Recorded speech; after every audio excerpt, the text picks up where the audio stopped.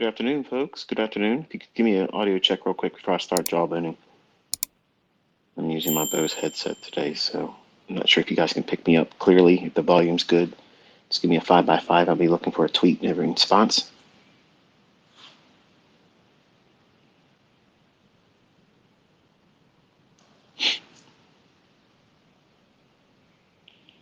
Thank you. Appreciate that. Just hang tight for a minute or so. I told her by 4:30.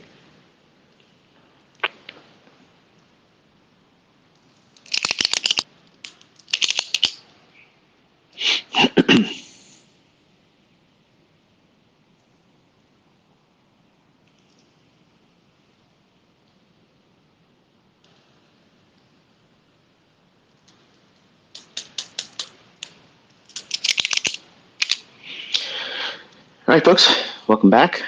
This is going to be a very long one. Usually when I say it's short, it's a long one. So we're going to try to do a short and succinct presentation.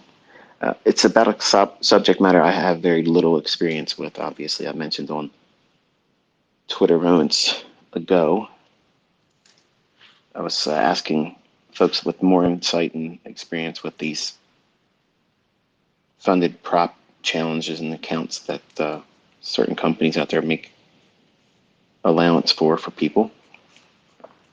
And I asked several times, for the future side of it, and everybody was telling me, the Forex, prop fund and things like that. That wasn't helping me, so I needed to have some kind of framework to present. I get asked a lot.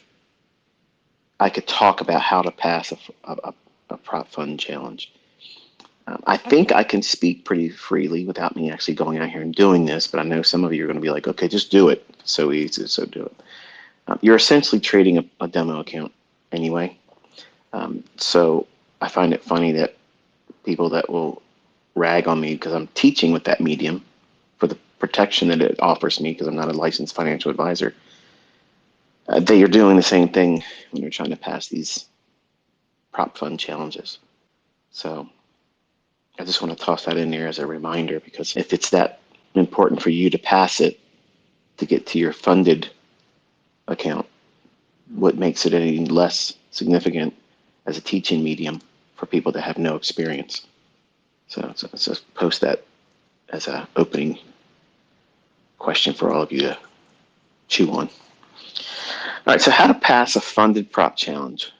And I mentioned earlier, by way of a poll, I knew I didn't need much time to see it. Right away, everybody was going through the $50,000 threshold. And I think most of that is because of the cost. Because you don't know if you're going to do well. You don't know if you're going to be successful. And in fact, if everyone was being honest and literally put on a polygraph, do you believe you're going to pass this? Probably not. They may say yes, but they'll fail that as a lie detector test. But most of them probably already expect that they're going to fail, but they just want to see what's going to happen. The equivalent of what every trader does with a demo. Well, the charts are moving around. I got time. I'm on lunch break. I got my phone in my hand, smoking on my cigarette. It's my 10 o'clock people time. Let's do the smoke break and let's try to do a demo trade and push the button, see what happens. That same mentality carries itself into these funded challenges. They think, well, what's a couple $100 if I go in here and spend $165, $175 for a funded account challenge? Hey, I might win, right? I might get in there and might get lucky and get something. And then that might encourage me to keep doing this. There's a lot of times folks that have reached out to me that have failed these challenges and asked for me to talk on it, speak on it, give my mind and opinion about it, and how I would do it if I were doing it. My son is about to do one. He did not pass. I saw somebody, I saw it in passing, but I have so many tweets. If you see it, you'll know what I'm talking about. Somebody said that my son passed a evaluation. No, he did not. The only thing he did was he used the 14-day trial. So I was working with him in that regard, and I showed that screen recording with him. 95% of the executions he messed around with trying to do his own thing, pushing the button, seeing what happens, getting familiar with the platform. I just watched because I'm not familiar with it either. But he had some drawdown, and I helped him correct that on Friday, and you watch that happen. Every one of those trades was me telling him, do this, don't do that. Well, you can hear some of it in the little screen recordings. So no, he's not an ace. He's not a trader that can go out there and make money right now. He's absolutely green. In fact, he's very nervous because he thought it was going to be a lot easier for him, like video games, because he's a video gamer. So I'm going to give you my opinion on how I'm going to work with him in passing his evaluation. But one of the concerns before I go into this topic, I know there's a lot of funded accounts. Well, I shouldn't say a lot. I shouldn't say that word a lot because I don't know how many there are. There may not be a lot. Okay.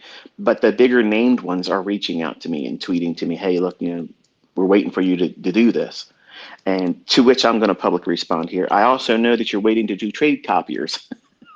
I'd do the same fucking thing. Trust me. If I saw somebody this good, I would be copying the fuck out of their trades. Okay. So of course it makes perfect sense. You sign on with y'all. In fact, you probably would pay me to do it versus you. I get it. I understand. But I'm not going to rep any one particular company.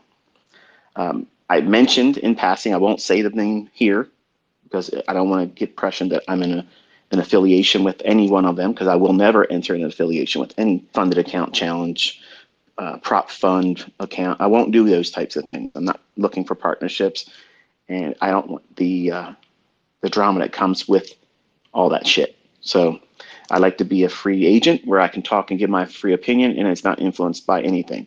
If it's good, I'll say it's good. If it sucks ass, I'll tell you it sucks ass. Don't ask me about brokers because they all fucking suck.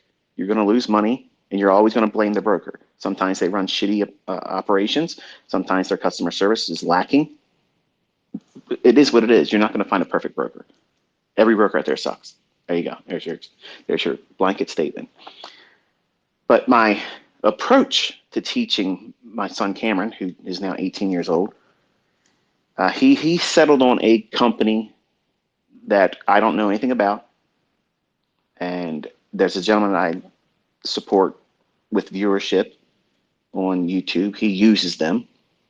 And I'll just say that, and you can kind of like draw the lines together and see who I'm referring to. But he wanted to do the $150,000 account. And I asked him this morning, I said, why do you want to do that? He goes, because it's more money. And I said, what's wrong with the 50,000? Now, some of you assholes that are listening, they always look for some kind of angle to troll and rag me and whatever. It's not about the cost, okay?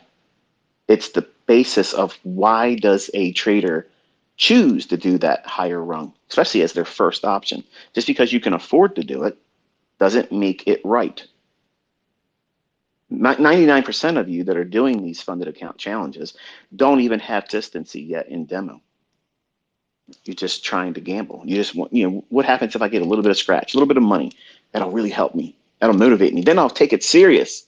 Then I'll learn. Then I'll start watching those fucking boring ICT videos, right? It'll be something to inspire me because I got some money in my pocket, some bread. When in fact, it's not advantageous at all for one of you to start with that higher end amount, whatever the higher thresholds are. And I know there's other companies out there that offer larger quote unquote account balances, but you don't have those accounts. And I'm not going to beat up the whole idea that, if they say this is the most you can lose, this is the size of account you're trading with, that's bullshit too. That's not even accurate either. That's not an accurate assessment.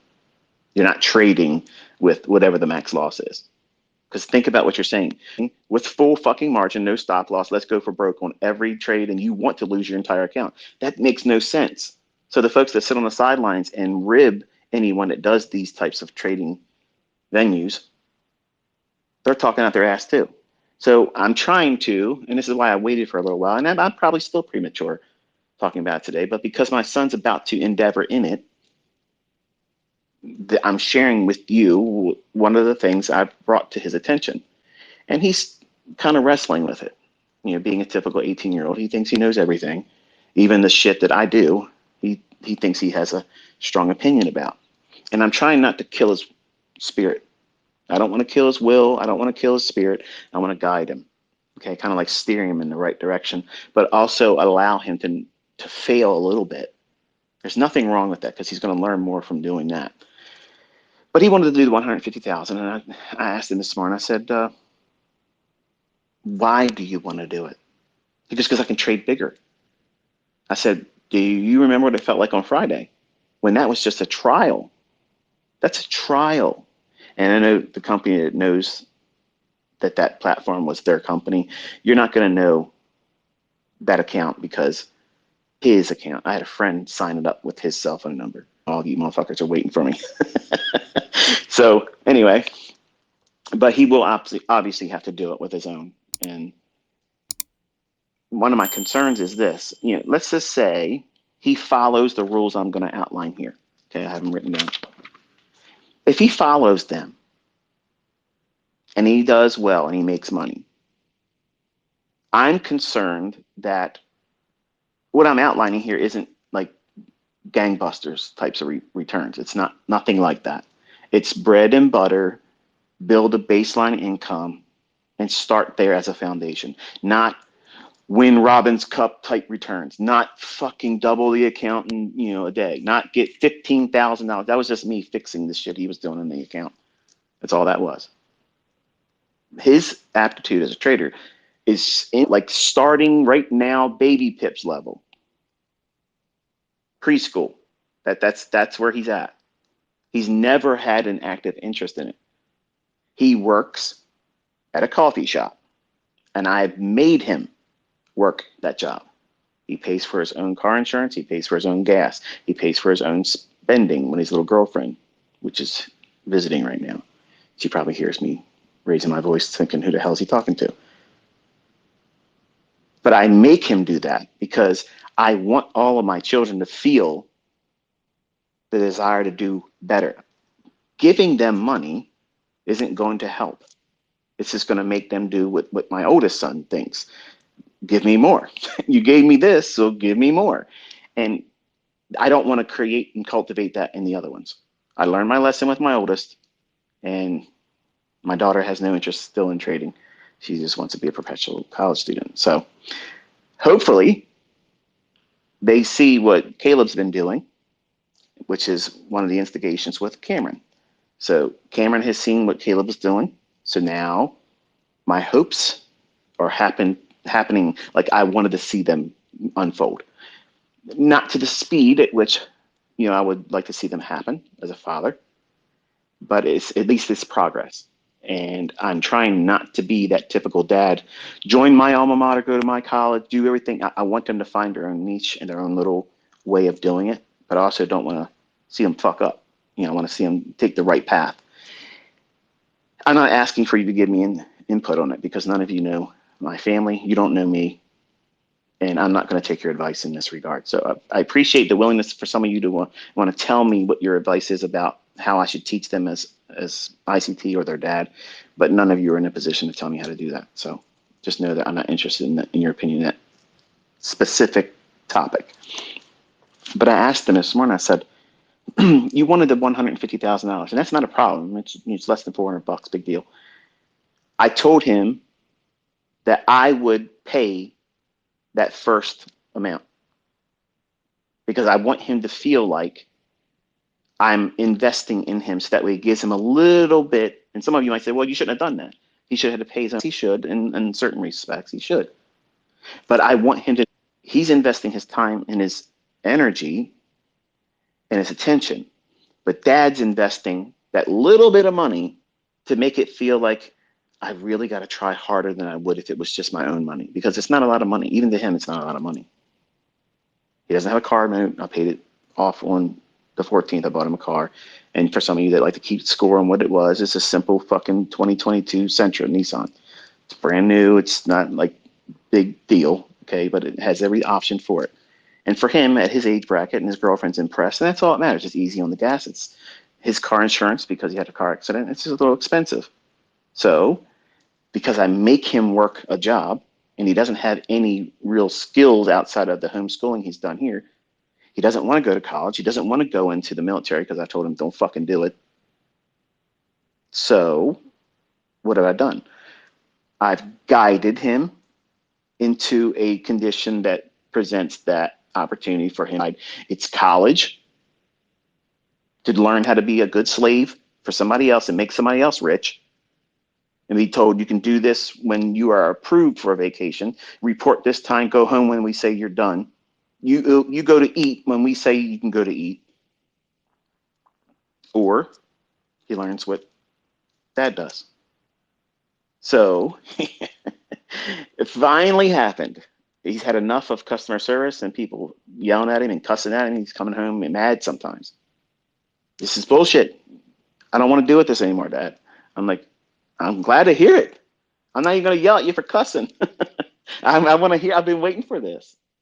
So he said something that really made me proud because I would lay money in his fucking hands to trade. I would spot him the fucking cash. You tell me what you want to do. If you want the $150,000, you show me consistency. Dad will drop $150,000 in whatever broker you want to fucking use, and it's all on right there. I'll sit co-pilot with you if you want to, but if you don't need that and you know what you're doing, I'm all for it. Let's go. But I do not want to spend no $150,000 on some fucking Ivy League prep school bullshit college because it's garbage. It's fucking trash. Your jobs aren't promised there. My stuff, I'm proving that is promised. You place your ass in front of these charts, looking for the shit I'm teaching you, you will find your payday. It's all going to be different based on what you're looking for. But I have all kinds of opportunities to choose from. And I have things I'm not going to share. So I have a little bit more advantage than the average bear. So I'm very happy. But he says to me, he says, Dad, because he sees the bullshit, like everybody else does. He's not oblivious. He's a kid that's on the internet. He sees the jokers that are trying to get a name for themselves by trolling and they can't do shit in their own trading. And he's like, I don't want anyone to be able to say you gave it to me. And I was like, what do you mean? What do you mean by that? He said, I don't want you to give me the money, Dad. Like, I don't want to do that. I saw this guy on the internet.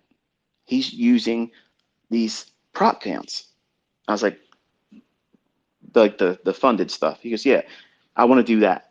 What's your opinion about that? I said, I don't know. I have students that are doing it and they've made money, but I don't know personally. I said, but look into whatever it is that you want to do and let's talk about it, but don't jump into anything yet. And this has been going on for about, I don't know. It was the week immediately after Christmas because Christmas week was a bunch of bullshit at his job and he had enough of it. And I tried to play like I wasn't really giving a shit. Like I wanted him to feel the pressure, like here. I wanted him to feel that pressure. Because he's not even really in the rat race, right, folks? I mean, he's really not there. He's a kid working a freaking part-time job and bitching about how he did an 8-hour day and people cussing at him through a drive-through window, right? It's a hard day.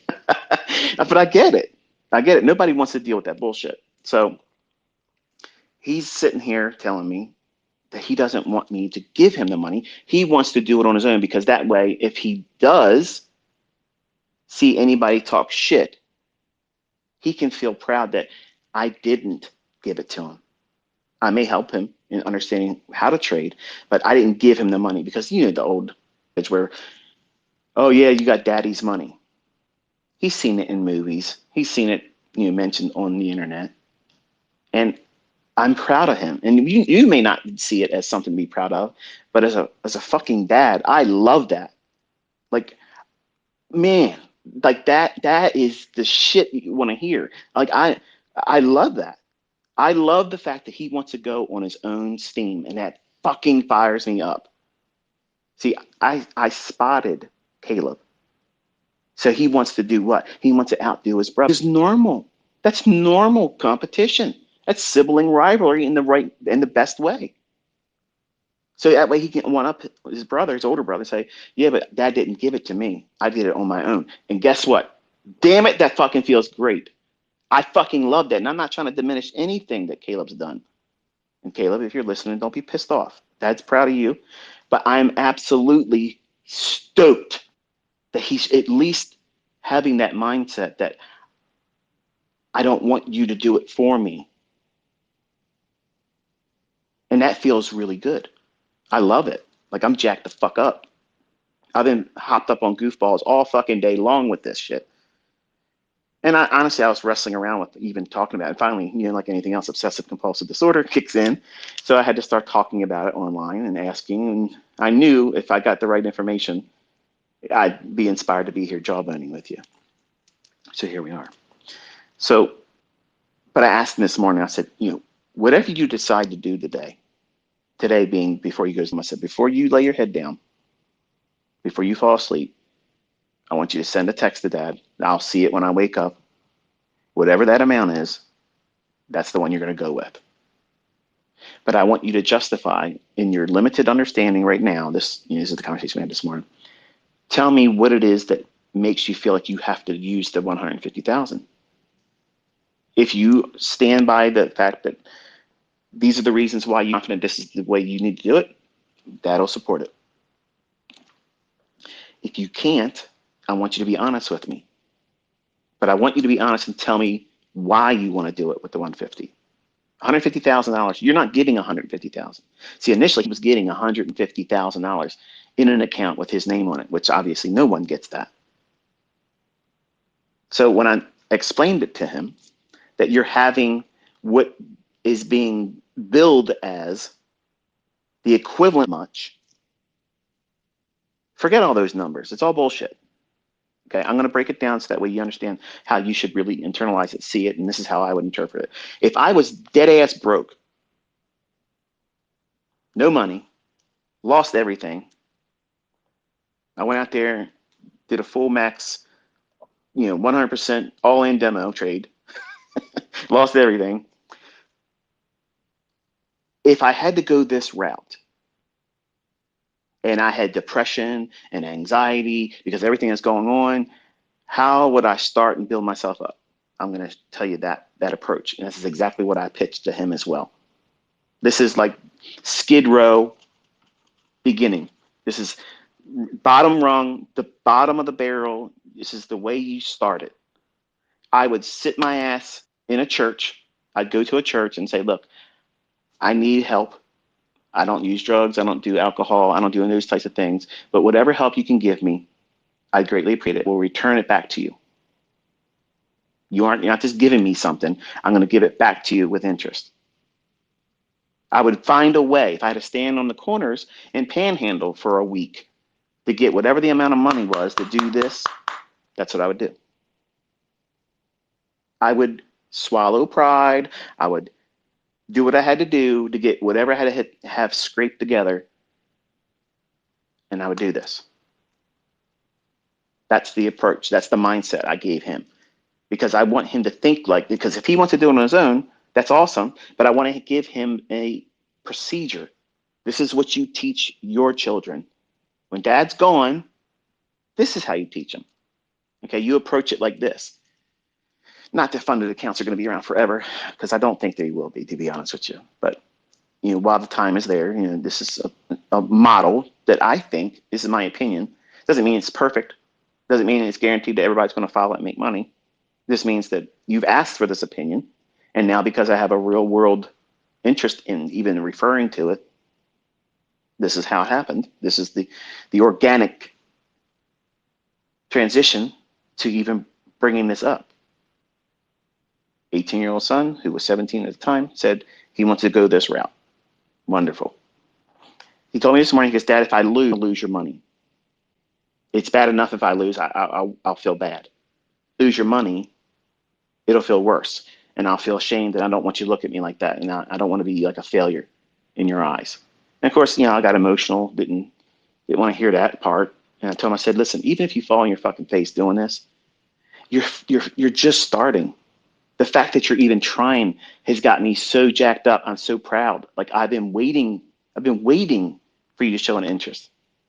And maybe it's young and you weren't interested because of video games and homeschooling and your girlfriend and soccer and all the bullshit that we've had you in sports your entire life. It's distracting, I know. But I knew if I put your ass in that working environment and work hardening, where you have to be told, do this, don't do that, and make next to nothing. And you have to work on holidays. I didn't like seeing him do that, but I loved knowing that shit was going to get in his craw and he would hate it. But it's exactly what I want all of you to fucking hate that, because that's what's cheating you out of the life you're wanting, really. Not Lamborghini lifestyle, but freedom to do what the fuck you want to do, when you want to do it. Call your own shots and pay what you're paying right now. If you live the way you live right now, the only thing that changed is you ain't got to go somewhere else to earn the same amount of money, and you're living good. You don't think you're living good right now because you're sweating your ass off to get that little bit of money. But if you didn't have to leave the house to get that same amount of money, man, that's fucking sweet, isn't it? That's all I'm telling. I'm trying to have that little bit of a paradigm shift where if you could just do that or half of that, get half of the income that's required to live like you live right now, that's a beat off your back. Different approach, different way of teaching how to trade and what you should strive for. But he says, I don't want to lose your money, Dad. And I think if I do it this way, I'll take it more serious and I'll be more likely to put the effort in that I think is going to require. Friday, what we were doing, he was like, this is a lot harder than I was expecting it to be. Because he wants, when you get into the trade, to get in and watch what you see me do, because this is what he's watched. He's watched those videos that I put on Twitter, or the recordings, I put them up on my YouTube channel, and they're sped up. So unfortunately, the byproduct of that is every trade you get into, they're going to move that quick. They don't. They don't do that. And the reason why I speed them up is because the attention span for most viewers is very short. And that way you're watching the entirety of my execution from entry to stop placement to targets and partials and trailed stop loss and closure to, to terminus. You're watching all that in a very small span of time. And on Twitter, it's only 2 minutes and 20 seconds. And I try to keep it at like 2 minutes and 18 seconds. So he has been conditioned, unfortunately, and I kind of hate this now, to expect when you get into a trade, like we were in a few of them on Friday, and he was like, it's feeling like it's taken forever. And I'm like, it's because you are afraid it's going to turn on you. You have not embraced that uncertainty yet, which is what I'm teaching all of you to do with these tape reading sessions. You're submitting yourself to the process of trusting what you expect to see in price, being conditioned to watch the ebb and flow of each individual candle as it paints higher, lower, give a little, take a little, give a little, take a little, until it goes ultimately where you're thinking it's going to go. He doesn't know what it's like to be in the trade with the expectation it's going to run to a specific fair value gap or a buy side liquidity pool. I can point to it in the chart like I'm teaching you, but it's altogether something different when you are in a trade and it was a trial. It wasn't even an evaluation. It was just a trial. And because his gamer mentality, this is why I'm trying to teach you all, don't view this as a game. It's not a fucking video game. It's war. It's absolute fucking war. I'm gonna feel it internally. Even if it's demo, your pride, the right or wrong equation is being pushed on yourself. The outcome means something to you. And even though it may be a demo and you get it wrong, you're gonna reset your demo account. You're gonna say, fuck this, man, this is bullshit. It didn't happen. Let me start it again. And that's unfortunately terrible because you're conditioning yourself to not respect the risk and only expect what? The sugar-coated outcomes. He's really good at Fortnite. He's really good at Call of Duty. But he's a noob at this. He doesn't like that. He doesn't like it. He thought that he could get out here, listen to where I think it's going to go, and then just go in and trade it. And if you saw the shit he was trying to get in on, I told him, I said, when you think it's time to go up, you push this button, buy it. You know what the first question he asked me was? How many can I buy? What the fuck? Is that not out of the book of losers? That's straight up gambler's mentality right there. How much can I buy? What the hell? But that's exactly what all of us encounter. When we first start doing this, it's the first thing. How many can we buy? And wouldn't you know it, These funded account challenges all give you exactly what you're looking for. You can trade up to, for a $50,000 account, you can trade up to 5 contracts. You are a fucking clown if you try to trade with 5 contracts. Stupid. That's dumb. Dumb. These thresholds that they have here, which we're going to go over in a couple minutes. Let me just get this preamble out of the way. They're easy thresholds. I mean, this is some fucking Mickey Mouse Baby Pip's first post of ICT level shit. This is right out of the book of ICT. The very first paragraph that you ever read by me talks about this 6% shit. That's easy. That's fucking easy. Literally, like, this is nothing. All of you, absolutely all of you, in 30 fucking days, okay? Here's my promise to you. In 30 fucking days, you will all know how to ace that $50,000 evaluation. No problem, absolutely guaranteed. You will know exactly how to fucking do it for yourself. Now, will you follow the rules? Probably not. But over the next 4 weeks, that's where we're going.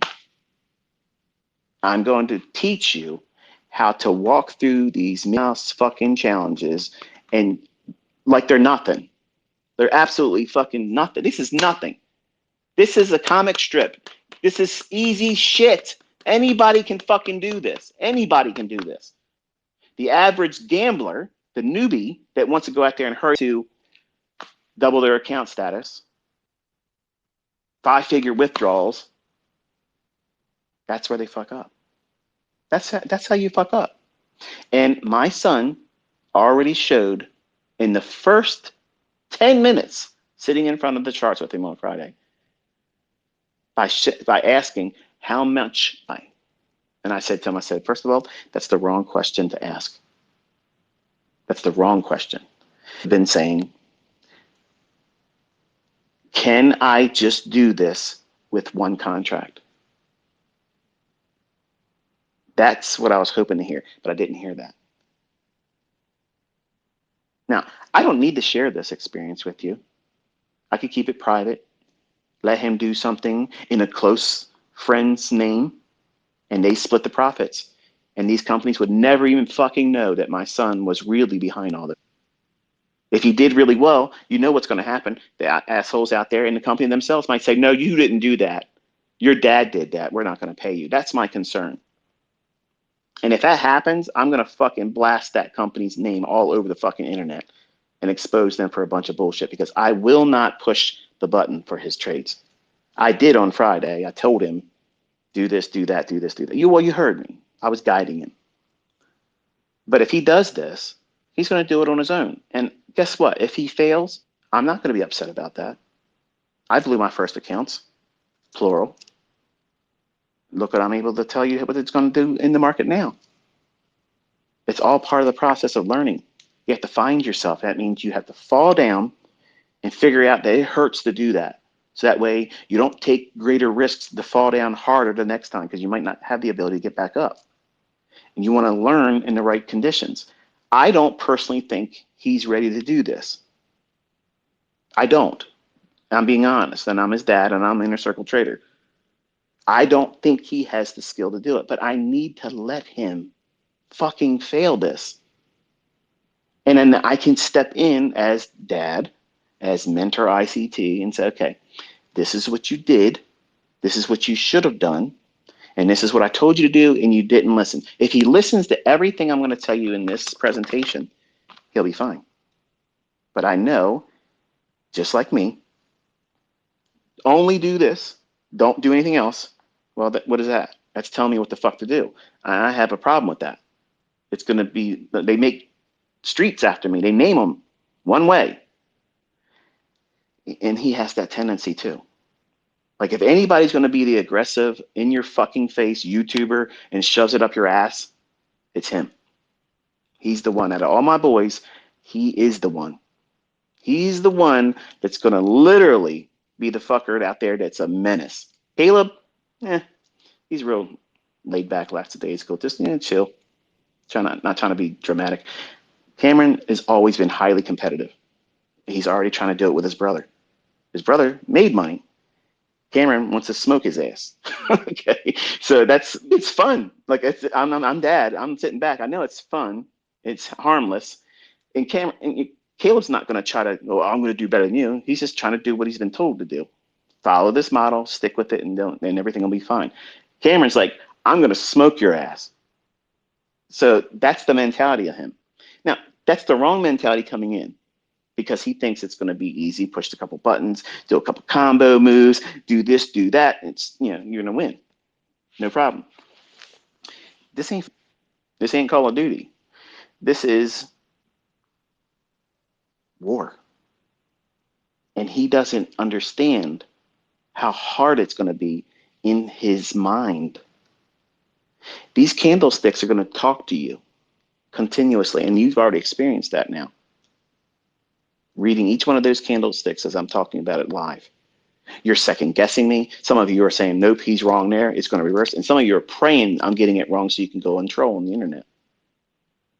And you're not even, none of you there, if you're doing that, you're not doing it right. You're not listening to me explain why it should be doing what it's doing, and then it does it. You've completely lost it. You missed the opportunity to see it. The uncertainty, that moment of not knowing what's going to happen. So on Friday, I explained to him that if you know what you're looking for, you can go into the marketplace and use a stop loss of less than 5 handles and use an account size and balance that will permit you to make this kind of return. $19,000, $15,000, $12,000, $9,000, $5,000, $4,000, $3,000, $1,000, $500, whatever you want it to be. But you have to have experience in determining where the market's not likely to go and where it's most likely to go. How much of a retracement is reasonable? So that way you can look for a trade that allows you to have a stop loss of less than 5 handles. Now, you've seen me use stops that are less than 1 handle. That's not necessary. 5 handles or less, I think that's a good baseline. The average Inner Circle Trader student that's being trained with me this year, you'll be able to operate with that, and it'll be comfortable. It won't be, oh, this is too much risk. It's just too much. No, it's not. It's not too much at all. You have to assume some risk, folks. It's the way this business is. And if you're completely averse to taking on any kind of risk, you're not going to make it as a trader. And that's the God's honest truth. There's no way of sugarcoating it. That's just the reality of it. If you think that you can go through this industry and never have a loss, or you can't accept the fact that you can lose a lot over your career, money and transactions, and still be able to do okay. Again, if you can't warm up to that idea, speculation, and as a trader, you won't make it. You have to accept that. You have to embrace that.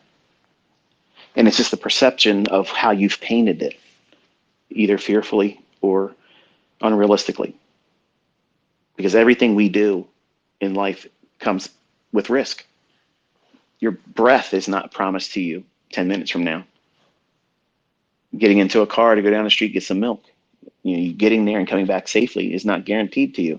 Things can happen between that inception and the terminus of you coming back into your home the way you left it. That's not guaranteed to you. But you dismiss it. Why? Because you've done it enough times. You have experience doing it. You're not worried about it. You know the same damn potholes. You could drive down that road without seeing it and know, okay, I'm going about this speed. We're coming close to that pothole. Because you've been there before. That's all trading is. I'm teaching you by watching these candles minute by minute to experience that. So that's where he's at. He had his first real push the button, pick it when you think it's going to do it. And he drew down, and I helped him on Friday to get it back to where it needed to be at. I didn't need to tell you that shit. And some of you are like, oh, well, this isn't as exciting as I thought it was. Did you think just because I was his father that he just fucking knew how to do this on his own? Like he was born with this? No, he doesn't know hardly anything about it. And it's my excitement to bring him up through it. But you have to let failure do its role. The very thing I tell you not to be afraid of, that you're trying to avoid, I'm putting him in a position where he will feel that. Because once he feels it, and that adversity of, okay, you think you know what you're doing, so show dad what you know. And he saw he was unable, like 3 minutes. And in fact, it was probably just a little bit under 3 minutes. He was squirming. He's like, why isn't it going up there? Well, I said, it is. It will. You just have to relax. I told him where it was going to go. And I said, you buy it in a down, when the next down candle, you buy it when you feel like it's time for you to push the button. But it has to be black. It has to be going down. I don't care how much from the time it starts turning black. In other words, when the candle's starting to go down and we're bullish and we're looking for a buy side liquidity pull, I said, you're going to buy the next down close candle. Why? Because what I was putting him in is already the institutional order flow was bullish. And I'm teaching you that down close candles will support price if order flow is bullish. What I said, this area right here, that is a fair value gap. It can trade into that. I don't care where you buy it in there. I don't care. But when you buy it, your stop loss has to go at that low. As soon as you push the button, you put the order in that's going to be a sell stop right below that low. And then you just wait and you watch it. And he just, as soon as the candle turned black and it started as a down close candle was starting to form on the very next 1 minute candle, boy jumps in immediately. Wasn't even in the fair value gap. Didn't even trade into the fair value gap. And I said, is it in the fair value gap? Because now I'm afraid I'm going to miss it. What the fuck? What are you talking about miss it? It didn't even get into the fair value gap yet. What are you doing? The rules were this. It has to trade down into that little range. Once it does that, the candle will be black. It's going down. It's a down close candle forming. It has to drop that little barrier of high and low, that little segment that you understand listening to me as a student. That's a fair value gap. He can't spot them yet. And I'm teaching him. But he wants to do it pushing the button, which is what? The equivalent of most of you out there, start trading live. There's no better way to learn than to get out there and trade with a live account. That's fucking bullshit. You have no idea what you're doing, just like he found out. Well, I asked him, I said, did it get into the fair value gap? He goes, I'm afraid it's going to move without me, Dad. I'm like, if it fucking moves without going down the fair value gap, who cares? Who cares if it does that? You missed it then. That's the whole point. Don't change the rules. Don't color outside the lines Dad's putting for you. This is what you're supposed to be doing. When it goes into that area, once it drops down into it, as soon as it gets in it, I don't care when after it does that. But as long as that candle's black, it's down. As long as it's not above its opening price, you can buy that. But it absolutely must trade in between these two lines, that fair value gap. He goes, what happens if it does it again? I said, then you can buy it again. He's only had one contract on. So can I do one more with this one still? I said, yes, you can do that. So it goes down. It touches the high end line. It doesn't go into the fair value gap. It just touches it. What's he do? Waits. It goes down into it some more. Now it's just above consequent encroachment. It's like, okay, now he's going to push the button. No. It goes back outside the fair value gap, goes above the opening price, and starts another candle that's green. It's starting to run higher. Then he buys it. I said, what did you just do? He goes, I bought another one. No shit. I see you did that, son. But why did you do that then? Because I saw it go down there like you said, but I wanted to see if it was going to go up after it went down there because I was afraid if I bought it down. I said, what are you afraid of? What are you afraid of? The fact that like you were expecting it to, the fact that I told you to buy it when it went in there, that was the rule. The rule was you do that and you can't buy it after it goes above its opening price. What part of that didn't you understand? He goes, I understood it, but it makes sense more for me to see it go away from it. I said, but by doing that, do you understand that you just opened up more risk? What do you mean? I only bought one more. You bought another contract, yes, but the stop loss that you're utilizing is now further away from that entry. You've incurred more potential open risk. Do you understand that? No. You bought at a higher price than you should have. You paid too much money for it. And you're using a stop loss down at a low that makes sense for the structure on this chart. It's sound where it's at. It's not allowing for a lot of risk. It makes sense for the stop loss to be right where I told you to be. But now, because you bought it above and it started running away, you bought it at an expensive price. You bought it at a premium. That's not you. You don't do that.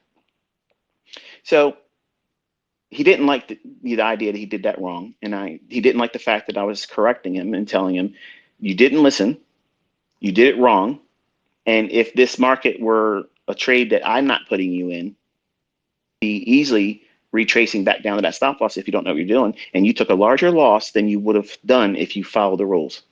Do you understand that? He goes, yeah, I understand. And of course, he feels deflated and stuff. And I told him, I said, this is all part of this. And dad's going to correct you when you do shit wrong. But don't take it personal. I love you. I want to see you do well. But you have to listen. And don't feel bad, because I have all these people around the world that most of the time these motherfuckers don't listen either. Okay? It's normal. I'm the same way. Don't do this. I'm going to do it a dozen times. Okay? It's normal. You're learning how hard this business is. In your mind, you want to feel like you're doing it the right way when dad's telling you the right way. You don't have the experience of seeing it being the right way. You want to do your way. And your way is through ignorance, and you have no idea what the hell you're doing. So that part of it, well, it was uncomfortable for him. And my obsessive compulsive fucking flipped out. And I kind of feel bad looking back at it now, because I'm giving you a more tamer, like really dialed down, because I zapped. I was like, what the fuck did you just do there? Why'd you do that? Why did you just do that? Because I wanted to know it was going to go up. Because if it didn't go up from the fair value gap, if it would have kept going lower, I would have took a loss. That's exactly what's supposed to happen. If you're wrong, that's what you're paying the stop loss to do. That's exactly what it's there for, to limit your loss. Not say, okay, this is where I think I'm wrong. Let me buy it at a higher price so that way I can take more of an ass chewing when I'm wrong. That's what you are trying to avoid. That's the analyst is supposed to be kicking your ass right now, and I'm the analyst because you don't have the experience. I'm jumping your shit right now because you did exactly what I told you not to do. You did exactly what I told you not to do. I told you to buy it as soon as it gets in the fair value gap, and I gave you free reign to buy it anytime inside that fair value gap. As long as the candle's down, it's black, and it's in between these two lines, you have the control. You're holding the wheel. You push the button. You buy it. As soon as it gets in there, it's on you. The stop loss is where I told you to put it at. Done. And what did you do? You waited for it to go down there. You waited for it to leave it. And then you waited for a new candle to open up, and it's running higher. And you bought that. That is chasing price. You buy and down close candles, son. All the time. If you do that, that will save your ass more times than it will hurt you. You'll do it wrong sometimes and it'll still go lower and hit your stop loss. But by far and large, that will save your ass. You do not buy a fucking candle after a fair value gap and an expansion begins. You don't do that. Because it can retrace and do what? Go right back into that fair value gap deeper, completely close it in, or go to your stop, and you've incurred larger loss than is necessary.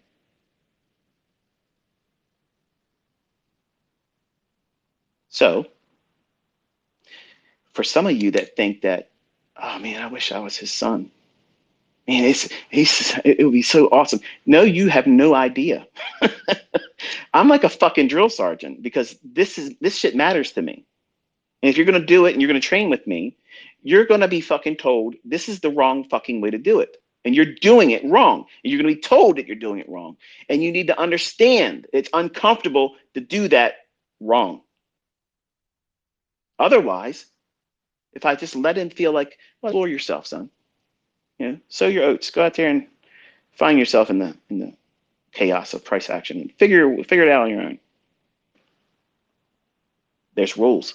There's rules of engagement, and oh, I know he has about a 95 chance, about 95% chance of probability, unless I literally put him in the trades and guide him on every single one of them, he's going to shit the bed on this. And I'm comfortable letting him do it.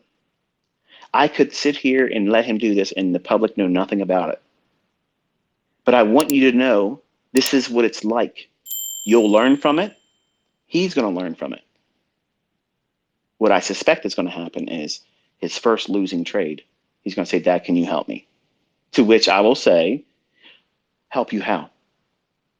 I'm going to remind you of the rules. I'll sit with you and tell you what you're about to do. Is it inside the rules I gave you? I'll tell you where it's going to go as a draw on liquidity. But your entry, you are afraid. And I can't make you overcome that until you do it. You do it. After we were done and we were having something to eat in the afternoon on Friday, he says to me, he goes, Dad, are you upset with me? I said, nope, I'm not upset at all. The trade's done. It's over. You're my son. I love you. But you're going to have to learn to follow the rules, because when you're up, Dad's going to jump your shit like that, because it matters. You have to have a response that you remember, oh shit, that was not comfortable, because you're not feeling any monetary loss right now. So the only thing you're feeling is you did not follow the rules. Yes. It didn't take anything out of your pocket. No. But Dad jumped your ass. So that's that emotional response to not following the rules. There's nothing wrong with that. You got taken to the woodshed. I take my students to the woodshed all the time. I jump all your asses all the time, because I love all of you. I want to see you do well. If I sit back and let you do this dumb shit all the time, figure it out on your own dumb shit, push a button in a live account, learn how to trade with a live account, fucking dumb shit, you're going to fail. All you're doing is guaranteeing you're going to fail. So I told him, I said, listen, let's go back over your rules. Okay. Let's consider what it is that we're trying to build in you. Okay. So how to pass the $50,000 funded account challenge. There's a company out there that offers this threshold for funding. You're not getting $50,000. You're not getting that. Okay. And they have a cost of, one of them is $165. And I guess if it's taxed, then I don't know if they use the local tax rate, but we'll just say it's Maryland tax and 6%. And this called around the number of $175. Okay. So it's going to cost you out of pocket $175. The profit target on the $50,000 is 6%, which is $3,000, which is Mickey Mouse shit. Anybody can find that over the course of 4 weeks. Now, notice I said 4 weeks. Just because they say you have to have a minimum of 5 days profitable trading before you can get your first payout, that is not an invitation like most of you are seeing it as. Okay, it's a short little race. We got to do it in 5 days. Everything has to be completed in 5 days. Who said that? That's why I was very specific about asking, is there a threshold for time?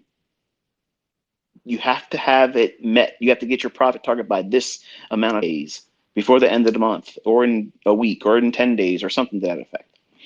And you don't need a lot of time to do this, by the way, but the profit target is 6% of the $50,000 or $3,000. They offer you and tell you that you can trade up to 5 contracts. Scratch that shit the fuck off. Okay? Don't even think about that. That's absolute lunacy. Don't even touch that. Don't do that. Okay? I can go in there and do that. But that's not the same as you. You want to use 1 contract, because this is all about getting bread and butter, secondary source of income. That's what you want to try to do, right? Because if this is Lambo fucking lifestyle, okay, Forex lifestyle, or whatever the hell those guys are with the 3 cheap ass laptops on YouTube, if you think that that's the way you want to go in life, that's fine. Go ahead and chase that. What I'm trying to do is give you the working class hero approach, because that's how you're starting right now. Most of you don't know what you're doing. And I'm not trying to promise or entice you into thinking you're going to get rich. That's always a possibility if you push it, but nobody's promising you that here. If you can make your car note if you can make your rent payment, your mortgage payment, or a large percentage of it, you're winning. And don't let anybody tell you you're not. Because if you don't have it in your pocket every month right now, and you can find that through this, what do you call winning? Because I think that's a win. The max loss they tell you is 2%, which is $1,000. And the maximum ruin, we'll call it that way, 4%. So if you shit the bed $2,000, you pretty much failed the whole thing. That's my interpretation of it. It might not be that finite, but that's what I'm going to talk with here, because that's the rules I basically framed it with him being my son, Cameron. So let me ask you a question. If the daily max loss is $1,000 and you're trading one mini contract, one mini, that means every full handle move, every 4 ticks, is a $50 price fluctuation in terms of profit and loss for you. How many handles can you take as a loss in one day with 2% or $1,000? 20. Have you ever fucking seen me ever outline a trade that has a 20 handle stop loss? No. Nope. I'm teaching you how to engage with a 1-minute chart. 5 handles is a very nice, safe, round number where most of your stops will be less than that. It'll be less than that. But don't be afraid if it is a 5-handle stop loss. And there's a lot of snobbery with these new folks that are coming into the trading industry. Yeah, it's got to be an ultra small stop loss, or it's just not civilized. Get the fuck out of here. Listen, a stop is relative to the market structure that it's framing the setup in. So to have the idea that you always have to use a 2-pip stop loss or a 2-handle stop loss, get that shit out of your mind right now, because you are painting yourself into a box. Why is it? But you're saying that you can only see this market with those parameters only. You got to be flexible, especially if you're going to be pyramiding. Pyramiding is going to have to be flexible in terms of how much of a movement can you absorb. And if you have just 5 or 2, or you're not going to be able to do pyramiding effectively. The numbers will start messing with you. You can't calculate that fast when you're using lower time frames. Like, it's just so many things to juggle. So everything I'm teaching you here, no pyramiding, straight one shots, okay? So we're not talking about doing 5 contracts. We're not doing 4. We're not doing 3. We're not doing 2. We're doing 1. One measly ass contract. One contract that makes or loses $50 per handle fluctuation. Let me ask you a question. What's more likely to be seen intraday in price action for the ES S&P futures? 20 handles, multiple times, or 5 handles? Clearly 5 handles, right? But something happens when we start messing with what we considered live trading, or not that this is even live trading, because this is the evaluation part. Like, you got to get through this to get to the part of where you now make the trades that split the profits with this company, whatever company that might be. You feel like you got to do more. You get into the trade, it starts moving for you, and you're thinking, oh shit, this might be one of those 30 handle runs. And you don't take your 5 handles and get out like you're supposed to, like fucking say you're supposed to. And you have a Cameron experience where you just fuck around and find out.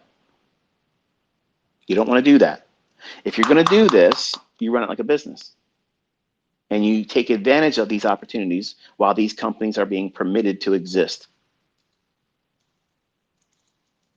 Because they might not be here 2 years from now, 3 years from now, whatever. Regulation can come in and say, it's time to shut this show down. So if you're going to do it the right way. So what we're looking for is one contract. You're trading one contract, and guess what that does? That eliminates 90% of all of the ass puckering that you're going to feel when you put the trade on. It's not going to be immediately up and down $300, $500, $600, $700, and you're freaking out because you're over leveraging. Fast you're going to get to that $1,000 daily loss if you're trading 5 contracts.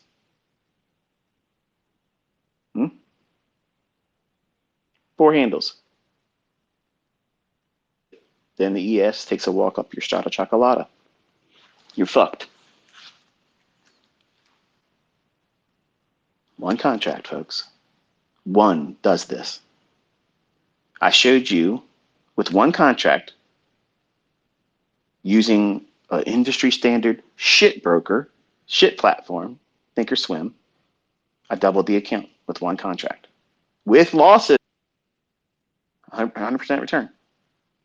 5 weeks. Daily sign in, showed you the statements, the whole business, okay?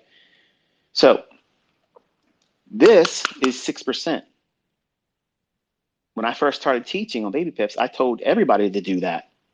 Aim for 6% a month, and it'll double your equity every single year. No matter what the equity balance is at the beginning, 6% is compounded over the course of a month, every single month, becomes a 100% return at the end of the year. Now, some of you are thinking, well, shit, that's doubling a $50,000 account. I could really use that. Right.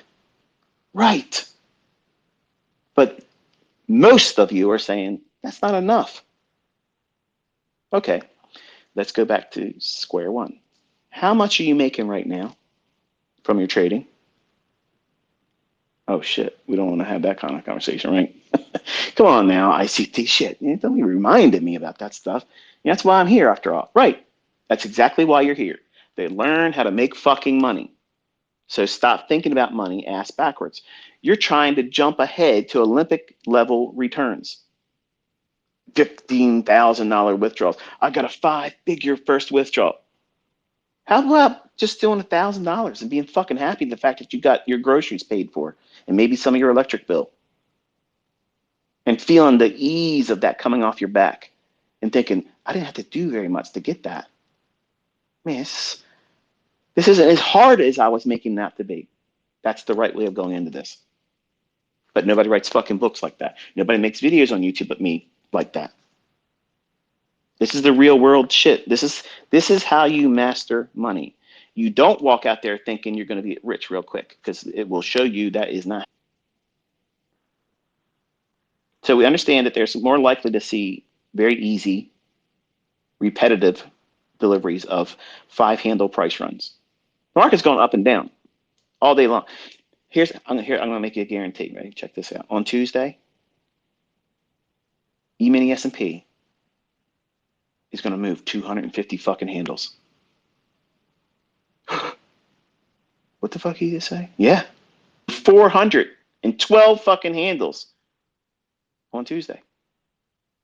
Want to bet me? Who wants to take that bet? If I put you on a 15-second chart and you buy every short-term high and you sell every short-term low, back and forth, back and forth, back and forth, and that shit continuously builds up against you, back and forth, ebb and flow, all day long. Because the market's not going sideways. It's not going straight up. It's not going straight down. It's going up and down, up and down. And if you're wrong on every one of those swing highs and swing lows, and you keep getting burned, and you have enough margin to weather it, count how many times that market's going up and down from handles. It's going to move a lot. But you don't look at it that way until you blow your account. And you're thinking, shit, the range on the day was only, it was only 17 handles. But this son of a bitch went up and down all day long. Over 100 or 200 handles, the equivalent. And you got proof of it because you shit yourself in your account, buying and selling at all the wrong times. I discovered that in the 90s when the average daily range for the S&P was 3.5 handles. Yeah, how about that? So 5 handles a day is where we're still aiming for. 1 for still good. If you risk 2.5 handles to get your 5, all the better. Stop listening to people that want to use book smarts, okay? Book smarts, mathematic text, statistical probability bullshit, okay? All that nonsense, calculus. They want to bring calculus and trigonometry and all this other horse shit. Geometry, no fucking place in trading, okay? It has nothing to do with it. You can make money trading 1-to-1. The problem is you're using stupid shit from books and retail logic that has no real reason why the market's going to cause it to go up or down. I'm telling you what makes the markets go up and down. I'm proving it every single day. Telling you every fucking minute candle where it's going to go, where it's not going to go. It's going to do this, it's going to do that. What makes more sense? What you've seen and witnessed live with me, or the nonsense that you've lost money trying to trade in those books and those courses and those other shit you see on YouTube? Think about it. That's all I'm asking. You absolutely can make money with 1-to-1. You can risk 5 to get 5. Why? How can you trust that? You need to have 3-to-1 because the losing trades are going to eat up your wins. Yeah, if you fucking suck, if you suck as a trader, that's you're damn right it's going to be just like that. You're going to fucking lose your ass if you do that. But I'm teaching you how to read price action when it's most likely going to move higher, when it's most likely going to move lower, when it's going to be shitting itself sideways, consolidation. Are you paying attention?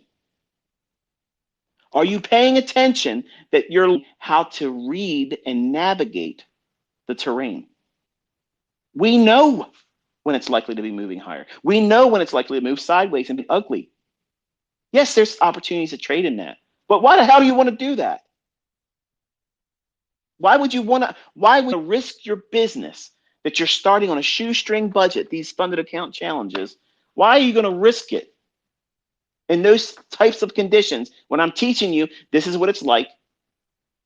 And then here, when we're not in those conditions, you can make all the entirety of your weekly objective on one good day. If you just simply fucking wait for it. But if you can't, because circumstances in life, your schedule, the market that you're trading maybe isn't moving. Okay, no problem. I'm going to give you a couple different approaches to do this. And you allow the market to dictate how you're going to engage. But you're going in with 1 shot, 1 kill always. That's your first model of choice. You're looking for it. You're risking no more than 5 handles. The easy 1-to-1 bread to butter setup that gets you your ends is 5 for 5. Risk for 5, take your 5, move to the sidelines. Do not be afraid because it's not 2-to-1, 3-to-1. Oh, you're losing trades, you're going to eat up all trades. We're not following a logic that goes and just rolls the dice 15 fucking times in an hour. I don't trade that way. I'm not teaching you anything like that.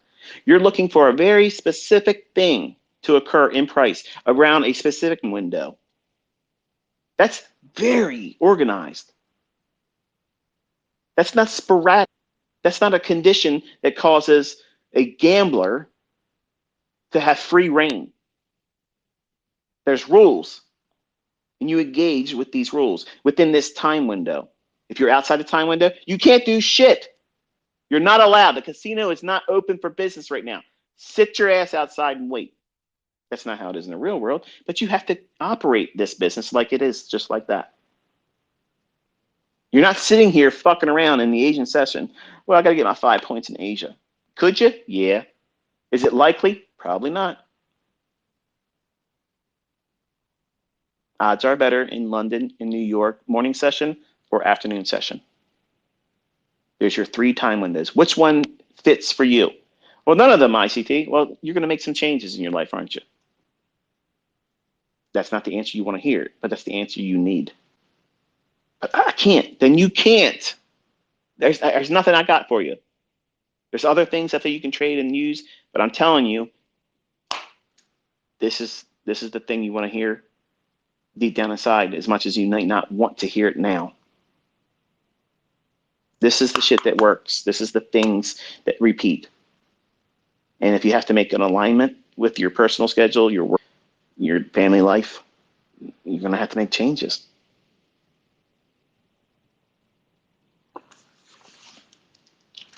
So you can look to a 20 handle move before it wipes you out. We're never taking on that much risk in a trade. One contract is never going to, you're never going to have drawdown in a trade that is expected to move 20 handles against you. 5 is the maximum, and we're going to be looking for less than that. Now, think about how we can take this goal of $3,000 versus 6% on that. How can we chew that in on up? Okay. Obviously, everybody goes out there and tries to do, I want to pass my funded account challenge in a day or two, or in a couple of days. Why? You've already admitted, if you're being honest, that you don't know what the hell you're doing. You're just now coming into this. You're learning. Oh, but I can afford to do that. Why would you even want to do that? Nobody starts a business and says, you know what?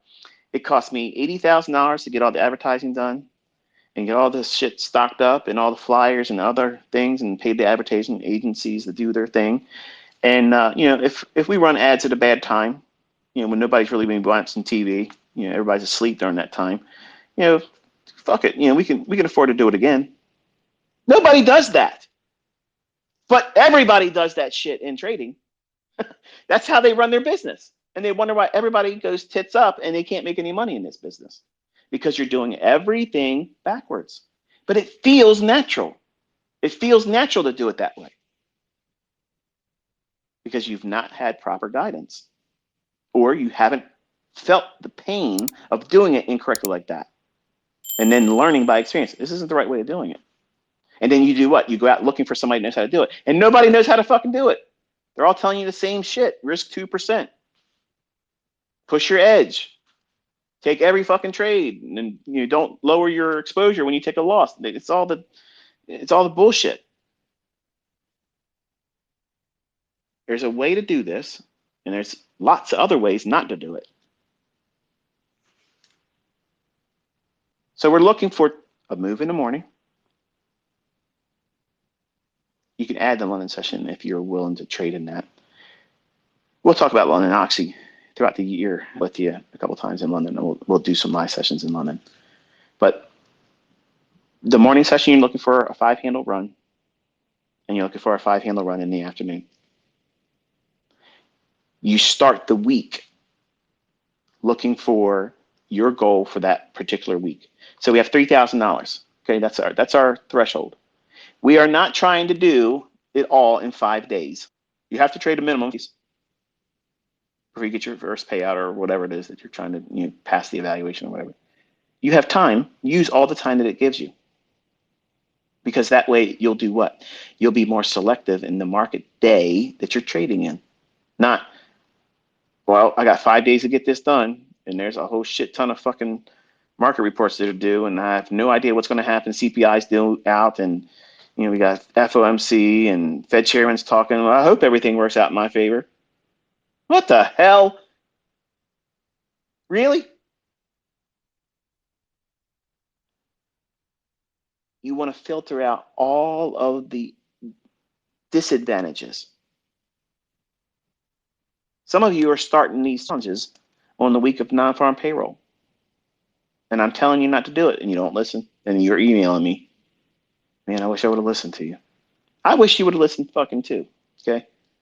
I wish I would have been listened to and had these instructions drilled into your head so do these types of discussions within a good, simple 5-minute talk. But a lot of you don't listen, and you need this.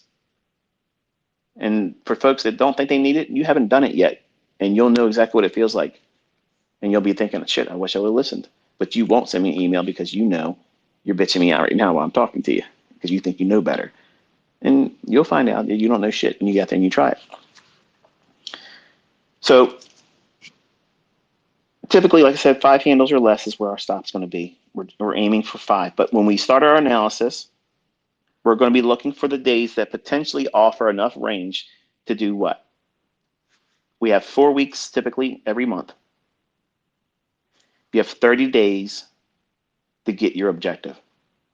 Just like you have to work your entire fucking month to get your monthly ends. Some of you can't even get your ends over the course of 4 weeks.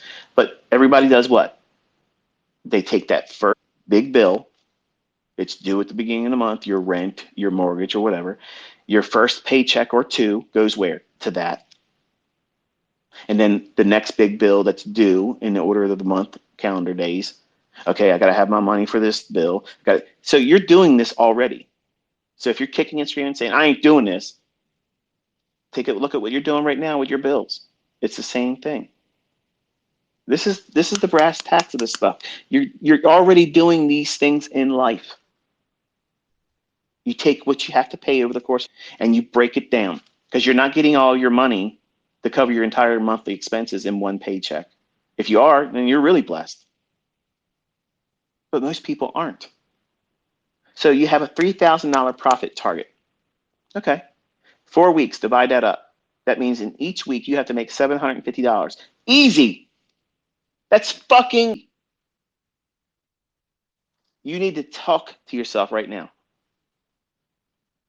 $750 trading one contract in the E-mini. Say it out loud. 750,000 US dollars contract in the E-mini S&P is fucking easy. It's easy. Absolutely easy as shit. That's only 15 handles. You've seen me do that sometimes in scalps, teaching what I'm teaching you. Now, you don't need to do that. You might have the skill set to do that yet. That's okay. That's absolutely fine. You'll get there. But you have 5 days. Ready? Listen. 15 handles over the course of a week. You're obviously looking for the ideal day that presents the opportunity for that one run of 15 handles and you're done. Then you can relax the rest of that week. You don't have to do anything more. Don't think, well, let me get the rest of the month out of the way because I got time. I did it early. No. What you're doing by doing that is showing that you have no trust or faith in the things that I'm teaching that repeat every fucking day. I'm not worried about, oh, it's going to stop working tomorrow. I better get all my money today. I know it's going to work next week. It's going to work in January next year. It's going to work in August. It's going to work in September. As long as the markets are open, this shit's going to work. That's confidence. Sounds like arrogance to a new viewer or listener. It's confidence. I've been here around the block multiple times. This shit just repeats over and over and over again. So you want one trade idea that you're aiming for, and you might not get it. You may not be successful in this regard, but you're looking for one setup that offers that full run of 15 handles. One day that's going to have a medium or high impact news driver, a shift in market structure that gives you the model 2022 that I taught last year on my YouTube channel. Trade up into a fair value gap if you're bearish and reach for 15 handles if it offers it on a 15-minute candlestick chart. That's how you aim for it. Easy to see it that way. 15-minute chart. If you can't do that type of trade, and if it's outside your scope of aptitude and prowess, you take the 15 handles for the entirety of the week. And really easy stuff. And these rock stars out there that have YouTube channels, they're laughing, saying, "Oh, 15 handles, everybody can do that. Anybody can do that." Yeah, a lot of you can't. I'm giving you an approach. My son Cameron can't do it. He's just starting. He can't do it. So I'm going to teach him to do these steps here. Those 15 handles divided over 3 days, 3 trading days out of the 5 over the course of the week. All he has to do is find 3 5-handle runs, and there's his 15 handles. There's his $150. The pressure is not being placed on you. You're removing all that pressure. You got to perform. You got to do it quick.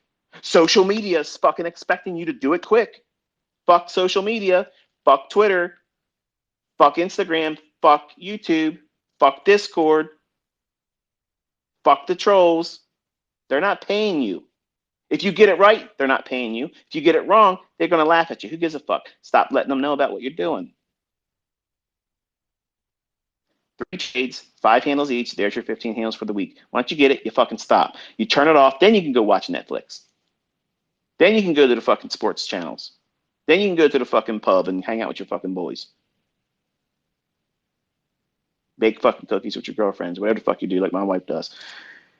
15 handles over 2 days, or 2 trade setups at 7.5 handles each. There's your 15 handles. 2 trades, or 2 days, 1 trade in each day. Now remember, I've already talked and taught you that you can trade in the morning session. Then you can trade in the afternoon session. For some of you that want to do the reversals, you can use the lunch hour to run on the stops.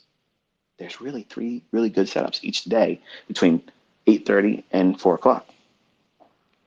But if you're going to use a 1-minute chart, there's a whole shit ton of 5-minute runs or 5 handle runs in a 1-minute chart. Shit, they're all over the place. Lots of them. You can't see them yet live, just like Cameron can't see them live. That's fine. But once you learn what I'm teaching you this year, you will walk through this challenge like it's nothing. It's easy shit. What makes it difficult is they give you the rope to hang yourself with it. They're giving you permission to do something that you shouldn't do. Trade up to 5 contracts. You're going to fucking lose. You're going to lose. You shouldn't have a drawdown of 2%. You don't want to risk a whole lot. You don't want to have a $1,000 drawdown on the day. You don't want that. You wanted about $300, give or take, $350, $300. That's about average. Oh, it's too much. I'm scared. How much have you lost trying to learn how to trade with a live account? How many times did you reset that by putting more money into it? I'm not a fan of these things, these funded account things. I don't have an affinity for it. But I know it's a resource that's being made available right now. So it would be foolish of me not to at least outline how, if I was being told this is the only way I could do it and start all over again, this is what I would do. Now, clearly, I can trade more handles than 15 a week. But putting you in that situation, like if I lost everything, I'd be all fucked up, right? I'd be nervous. I'd be depressed. I'd feel hardship because I don't feel that now. And I had to start all over again. Maybe if I was living in a studio apartment crammed up in there with my wife and my youngest son, and I got 2 dogs and everything's piling up on me. I'm scared because, what does my family think's going to happen next? I'm trying to put myself in a situation where, because I can't, it's hard to do that now. I can remember how it was for me, but I can't really say exactly how it's going to be, but I'm trying to paint the picture that would be equivalent to what your situation is right now. You're having a hard time making your ends meet. You want to do better. Okay. So this is one medium that you can use right now while it's available. This is how you would do it. There's 15 handles divided up over 5 days. Listen to this shit. Every day. This is how I teach my son.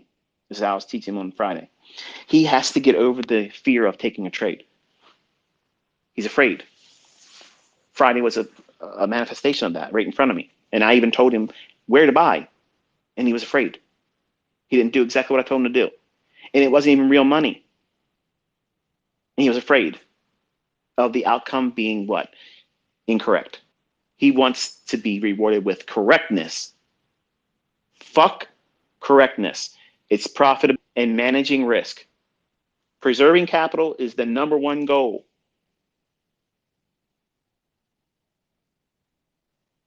Every day, Monday through Friday, how many times does the market move 3 handles?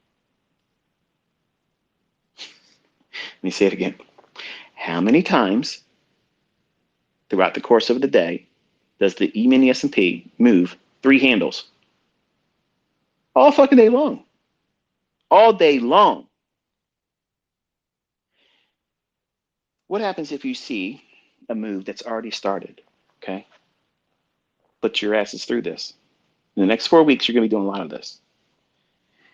The price run is running for a buy side liquidity pool. Premium, something premium above market price. So we're expecting price to go higher. Okay. It rallies away and it dips down into a fair value gap. We can frame the trade risking 5 handles. I'm going to tell you to do what I told my son to do on Friday. When it enters that fair value gap, I want you to push your demo button to take that demo trade. And as soon as it moves 3 handles on a limit, you're going to exit. What did he just say? This guy just said, risk 5 handles to make 3. Yes, because I want you to see how often that can happen. You need to stop this myth of risk to reward. Only works if it does this. That's horse shit. What works is price delivery. You're not gonna blow out if you take a full 5 handle loss. But if you're scared to take trades, this is how I beat it. I got in, I had a little bit of a move, and I got out. I got into a trade, I had a little bit of a move, and I got out. And I saw it didn't hurt me. It didn't go to my stop. Okay, let me go one more point higher, one more tick more in the bond market, because I was learning it here in the bond market, doing these types of things. I was afraid of the speed of the bond market. It wasn't really moving a whole lot back then, but it felt like it was speed. Today, if you could go back in time and literally watch price deliver how it was in the S&P in the 90s, you wouldn't want to trade it. 3, 4 handles that's a good day. That was a good day. You're spoiled, rotten now with these 100 fucking handle days, 50 handle days, 30 handle days, and it's the average daily range. Lots of opportunity. You're spoiled. You have no idea what it was like for us. And before that, when it was a very small range in the 80s before I even was trading. The S&P was down in the hundreds, didn't even cross the 1,000 threshold. And we're trading in 4,000s. And the ranges are wider. Trading like this, folks, teaching yourself to overcome the fear of getting get, guess what it does by default? It lowers your expectation and removes the uncertainty of what happens when the market compresses into very, very low volatility, because that could happen too. Who says it's never going to go back to those low thresholds of volatility where we're having 4 handle daily ranges in the S&P market? I know it sounds like it can't happen right now, but I can tell you right now, not a day back in the 90s where I thought we would see 100 handle daily ranges. I couldn't fathom that. It was completely unrealistic at the time. But here I am as a 50-year-old, I'm seeing it. And some of you guys that are 20 years old, and you weren't even alive when I first started trading. You think that you know everything because of what you experience right now. And you would never fucking survive in an environment like how we cut our teeth back in the 90s and the 80s and before me, where the handle movements for the entire daily range was less than a stop loss on a trade idea that I'm teaching you with this model. So if you learn how to trade like this, overcoming fear of getting in, guess what it also does? It teaches you how to trade in very, very low volatility, and you'll always find fresh bread. You'll always find a way to make ends meet. You don't need big moves. We prefer it, but you don't need it. You don't need it. And every Tom, Dick, and Harry it's out there selling courses and shit, they're trying to teach you these 500 R multiple fucking setups that you got to do this or you're really not succeeding. That's horseshit. It's horseshit. They're not getting those. They're scaling out. They're getting out early. So those R multiples are not even real. They're implied. But you don't need those big moves. You don't need that. It's about making money. What if you made an extra $150 a day? You're walking down the street, you see $150. Every time you pass this corner on a step, there's three $50 bills sitting there under a rock. You keep coming back, you find, are you going to walk by there one day, the sixth or seventh time, and say, you know what, fuck that, I'm not picking that up. I'm sick and tired of seeing that $150 every day. Fuck no, you're not going to complain about that. You're going to keep doing it. So why aren't you doing that with your trading? It's just three handles. Just three handles. It's happening all day long. You're not thinking about it. You do it. The market goes down into a fair value gap. It expands and trades higher. Okay? It moves away. It's not reached your buy side liquidity pool yet. It's not reached your premium fair value gap that you think is the draw on liquidity. It's going to go higher, keep reaching, pressing higher. Nothing's indicating it's going to go lower. You got plenty of time. It's still early in the session. We're not even in the last hour before lunch. We're still in the 10 to 10:30 window, New York local time. And the market trades down into a bullish order block. Well, guess what you can do? Use that order block to buy, 5 handle stop loss, 3 handle limit. Do that 5 times. There's your 15 handles. And guess what? You're in and out of that probably many times in less than a minute or two. That's high frequency trading. That's all these high frequency. See, you think it's stupid. Oh, it's dumb. Look, you're risking more than you're making. You're making more trades that way than you're going to find trading with 3 to 1, 5 to 1, 10 to 1, 21. Do you think the designers and coders of these algorithms that are taking those types of moves all day fucking long, up and down in the marketplace, do you think they're sitting around and wondering and worrying, where's the reward model matching up with what every retail trader thinks it should be?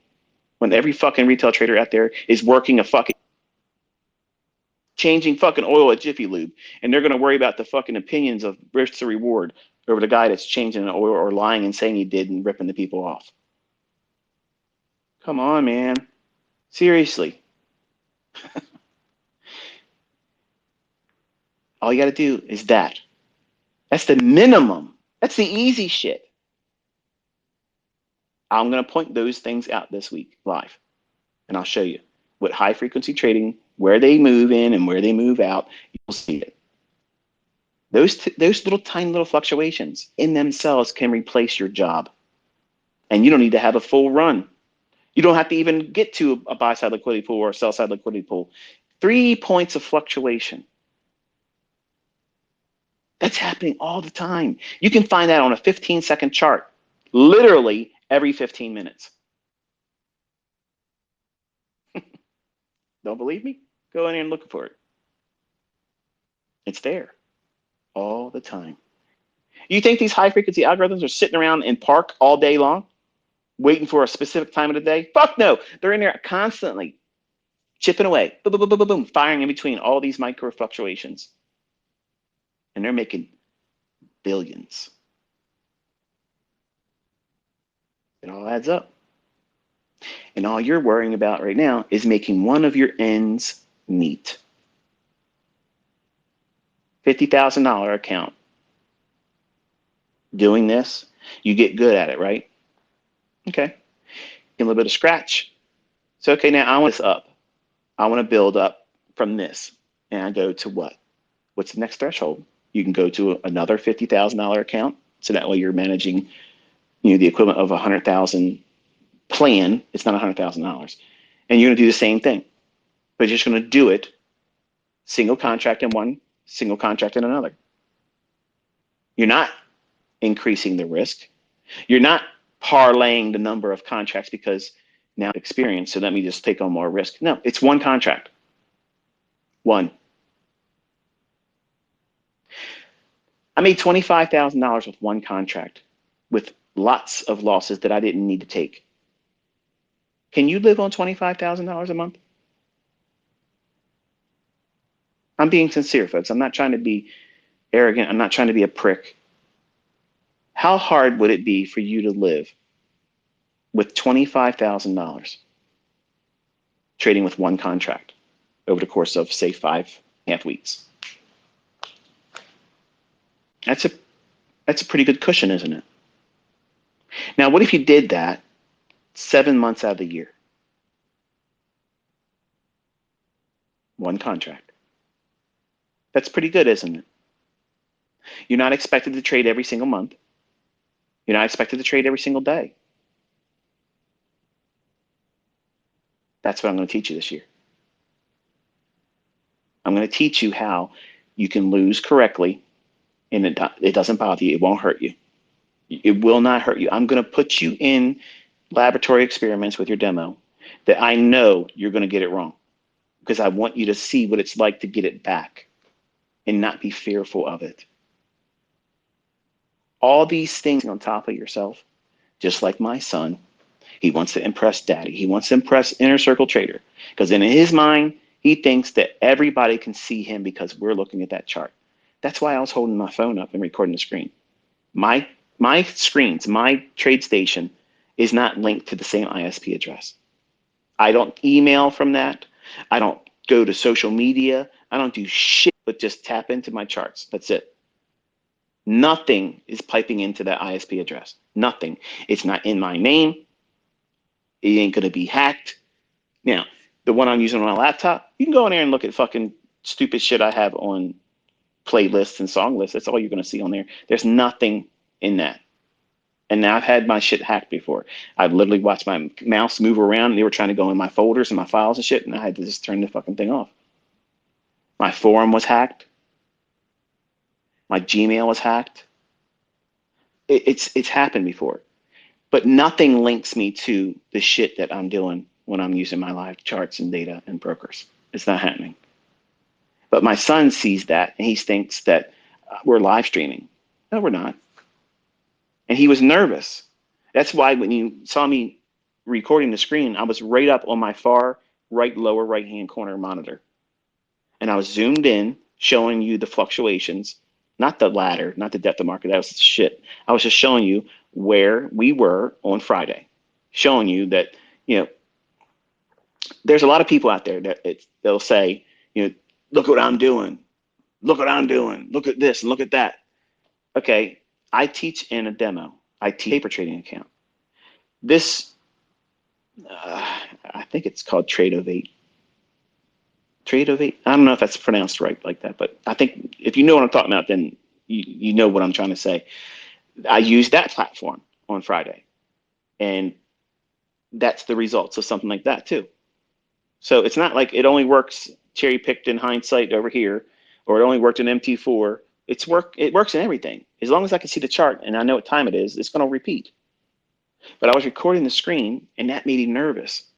And he was wanting to take something off the trade because he thought that I was recording him and showing the world what he would chart, where he was, and he wanted to do something. He wanted to close some of the trade, so that way it looked like he did something right. And I'm correct. I said, no, don't do that. And he wanted to move to stop. Don't do that. Do everything I just told you to do. Just relax. Let it happen. And that's exactly what most of you, feel when you're practicing, because you see me do something, you hear my voice, you see something that you recognize that I've talked about in live price action, and you're going to have more of that because of these live sessions that we're doing. And because of that experience, you're going to identify something that you remember. Oh yeah, this is just like what he said. When it does this, it should do that. And when you see that happening in your own charts, and I'm not there talking, it's just, by experience, this is what you should have expected, and it happens, your confidence level goes through the fucking roof. You will be so confident, not overconfident. You'll know what you're looking for. You won't be fearful of this shit stopping. You won't be fearful they're going to change the algorithm, because I'm not changing shit. It's going to continuously keep working. As long as there's a market, it's going to keep working. Price is always going to have an open, a high, and a low, and a close. It's going to have it. It's going to be there, folks. I promise you. As long as the sun rises up and the market's open, we're going to see this shit repeat. Some days are going to be more violent, a lot more movement. And other days will be shitty and choppy, and you're going to lose money. And guess what? That's a one-day event. Tomorrow, the sun's going to rise, markets will open up, and you're going to go in there and doing the same shit that you do every other time. You're looking for the same repeating phenomenon because it's going to be there. What I just outlined is the bottom of the barrel approach to just getting in there and finding money. It's not highly sophisticated. It's just simple numbers and math. Now, the difference is it's plugging in what you understand where these opportunities and price fluctuations occur and exist in price. 1 minute charts. They're there. They repeat over and over. How many times did you watch in the last 2 weeks of live streams with me? I said, okay, look at this right here. It's going to run here to here. There's a 5-handle run right there. Oh, right here. Watch this. It's going to expand up here. That's another 5-handle run. Screenshot that. That's 5 handles. All day long, folks. Clockwork. Just going in there, chipping away at it. Every day it's moving. Every single day it's presenting these opportunities. But it might not be your opportunity. That's fine. But I'm taking you to the lowest threshold of what would be required for you to find something. And then now, obviously, even using a skill set that helps you and would help me overcome fear of getting into a trade. How do you overcome the fear? I'm afraid I'm going to get it wrong. I'm afraid it's going to move against me. How do I just get over that fear? You push a button. In a demo, you push the button. And as soon as it gives you a very small fluctuation, which for me was 3 ticks in the bond market, $31 and change, every little tick. It was less than $100, but as soon as I got it, I closed it. And then I sat back and I said, okay, now what happens? It would have ran for me. What the hell? How many times do I keep doing this? And you run a log. I did this trade here. It took this much time for me to get those 3 ticks. In this case, how much time does it take for you to get those 3 handles? Yes, you're going to use a 5-handle stop loss. Don't fucking worry about that. You're teaching yourself how to overcome fear. How do I overcome? How do you know ICT? Because I've desensitized myself. How did I do that? By what I'm telling you to do here. You sit down and you have these little laboratory experiments with a 1 minute chart. Every time it does something, it's running to I'm already telling you where it's going. I'm making that public. I'm telling you, look here, it's going to the buy side. This is where it's going to go. We're looking for it to go there. Okay. Oh, it's going down to the sell side. This is where we're going to next. Okay. From that moment there, start looking for any opportunity for you to practice like I'm telling you here. And you will conquer your fear of getting in. There's going to be times where it runs to where your stop loss would be. Okay, that's no problem. How much time did it do that from the time you entered? What did you miss now that's in hindsight? What did it give you any kind of insight that you should have keyed up on? Don't be afraid to go in there and look at that. That's where you're going to learn. But you're going to see when you get into these types of movements, many times it's almost immediate. It runs right for your 3 handles, and then there it is. Your limit order will close. It cancels your stop loss, and then you're out. That would be the equivalent of $150. How much time did it take? You got to be mindful of how much time these experiments take for them to deliver to your stop loss or to get your limit. And then once you do about 50 of them, go for 4 handles. Do 50 of them. How much time are you doing it? What was the success rate? You'll see by doing it, it's not a big deal. You won't be so fearful of it. And then you go to what? 5 for 5. Risk 5 for 5. And then keep doing that, keep doing that, keep doing that. And when you're consistently able to do that for 3 months in a demo, only, and that's the minimum, only then you're ready for this. Then you're ready for that funded account bullshit. Because until that happens, you're going to fail this. I'm going to say it again. Until you're consistently able to do this 3 months in a demo, consistently, no fear, you don't care about the outcome. You do these funded account challenges. I don't give a fuck what company it is. I don't care what terms they give you, how much they can fucking promise to do this and do that. It may be cheaper than the other ones. You're going to fucking fail it. It's a promise. You're going to fail it. You're not equipped.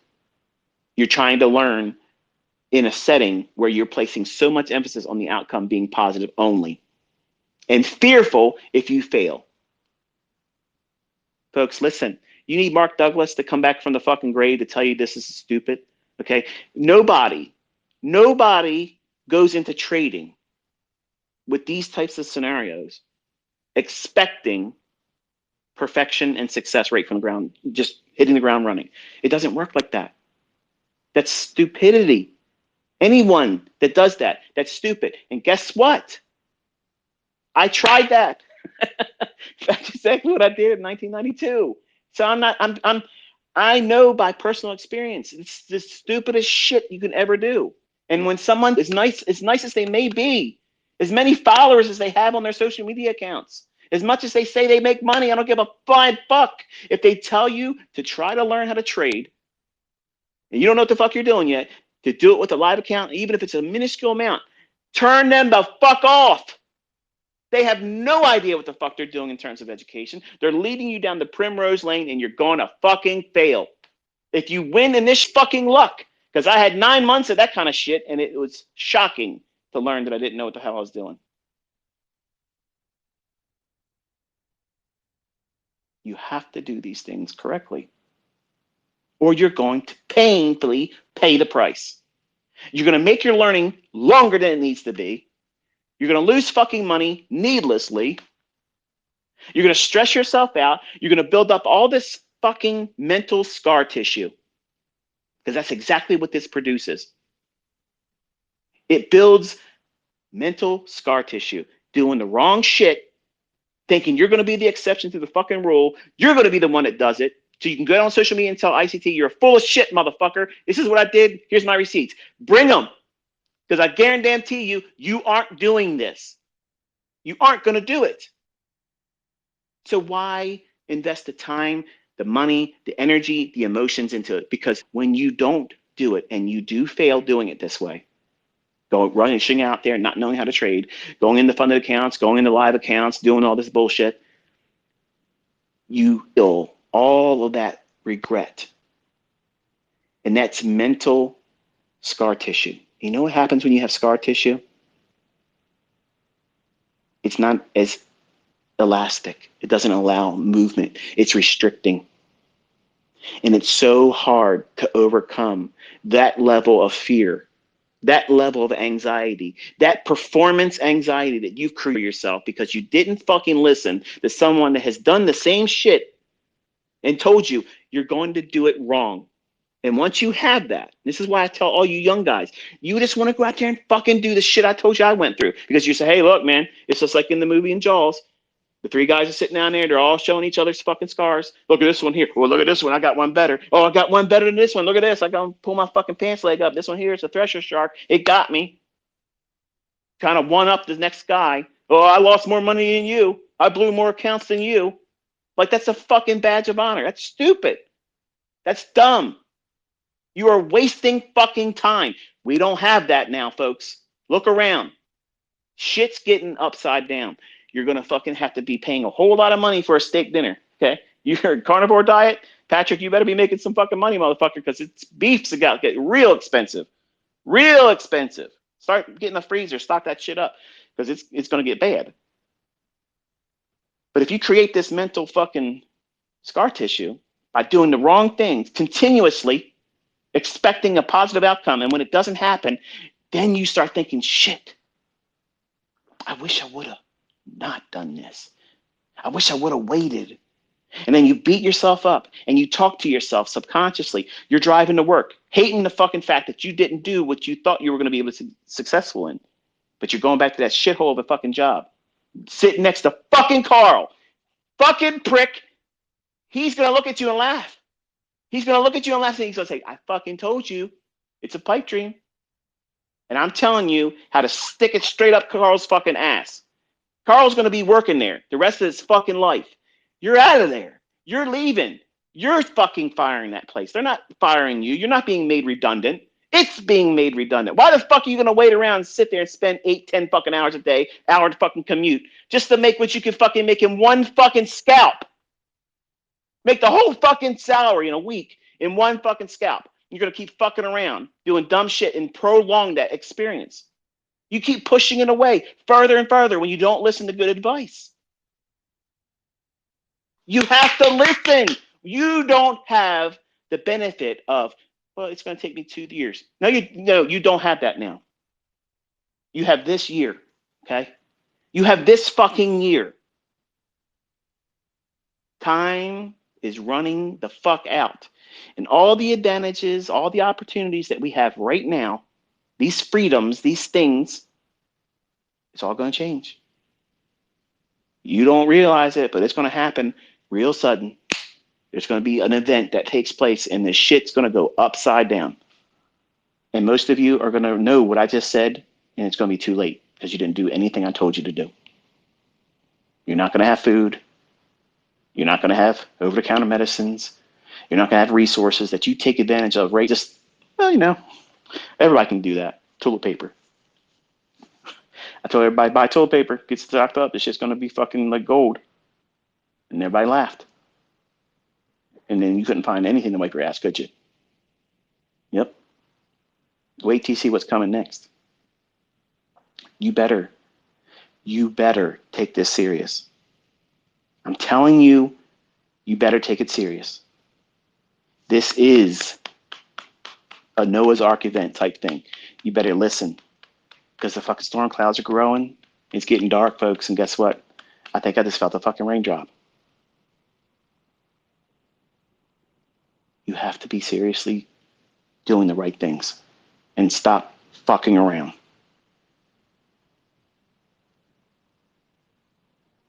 Are you listening? I know sometimes I can get on a rant here and entertain you, but with everything I'm saying, I mean it. And I've been batting 1,000 since 2019 with all this bullshit.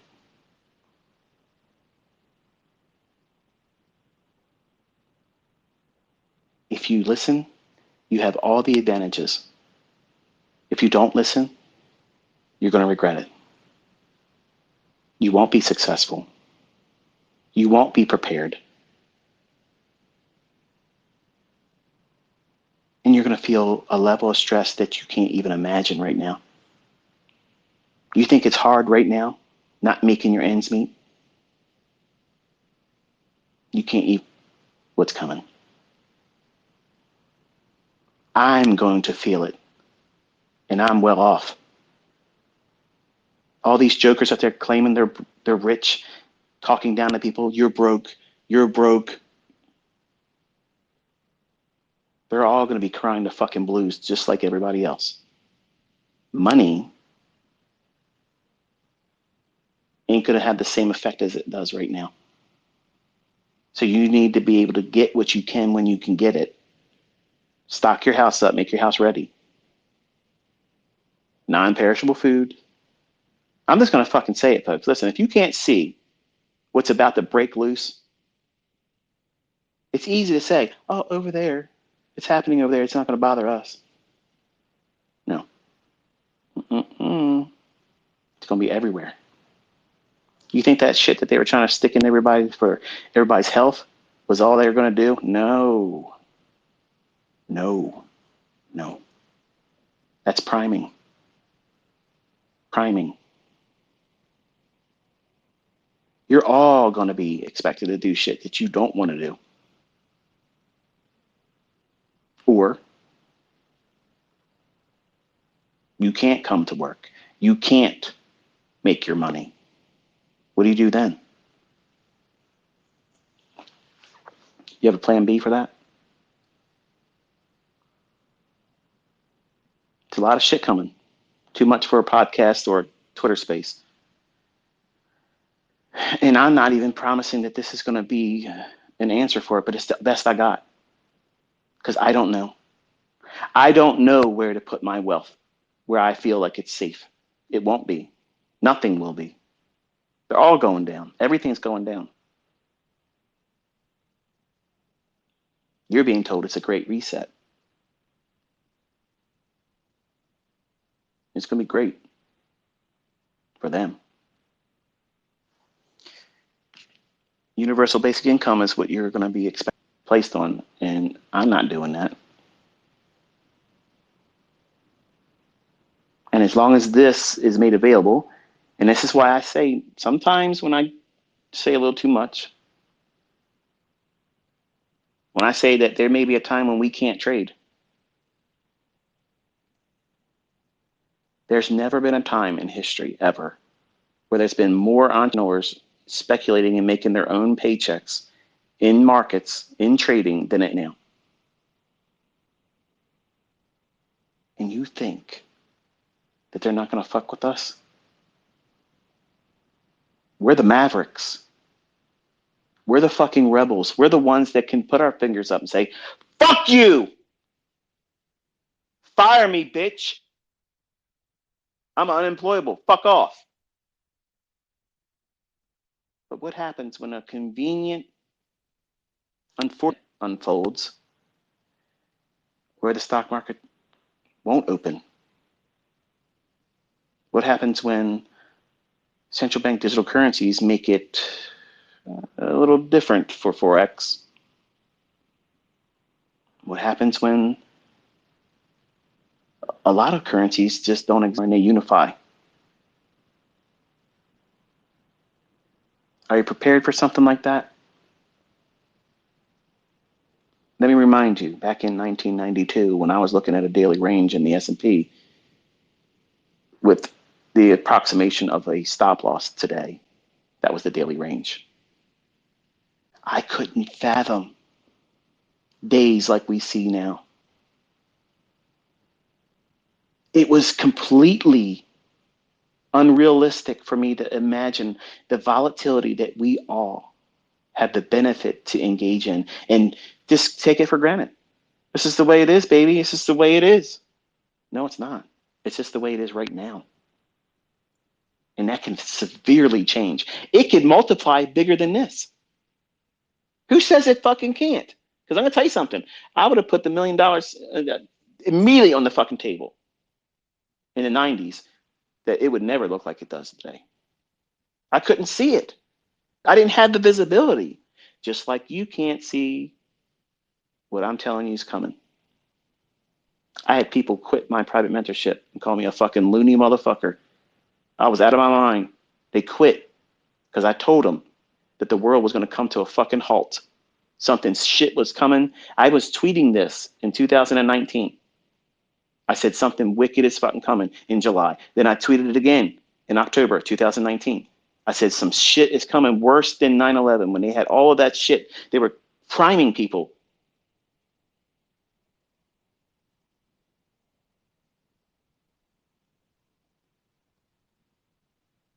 And the whole world went to a screeching halt. You can't see your family members. You can't hug your dying relatives. You can't see a funeral. You can't go to work. You got to work at home. Nobody believed any of that was possible. And folks, listen. Listen. It hasn't even started yet.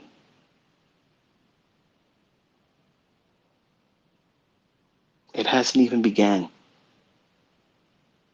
And you're walking around looking at your smartphone, distracted like a fucking zombie, worrying about who likes you on social media, who you control better than the next guy, who has the most cool YouTube, who does the fanciest, who's following this many, that one has more followers than me or that.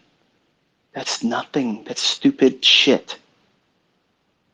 If you're trying to compete with somebody right now and you're oblivious to what's coming, you need to wake the fuck up. If you have a family, you have children, a spouse, a significant other, a partner, you need to start talking about how you can preserve your way of living as best way as you can. Secure food for your home that's non-perishable. Look what the fuck just happened up in Ohio. You think that's random? You think it happening in South Carolina days later? How about in Texas? You think that's just, oh, well, they have lots of train derailments all year long. You just do the numbers and look at all the statistics. There's a lot of train derailments. Yeah, there is, absolutely.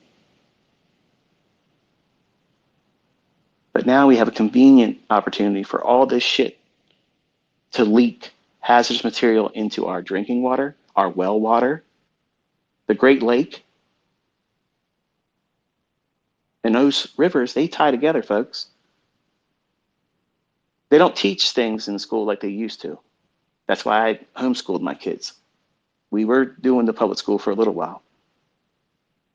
But when I found out that they weren't even teaching history, they stopped teaching civics the way we learned it.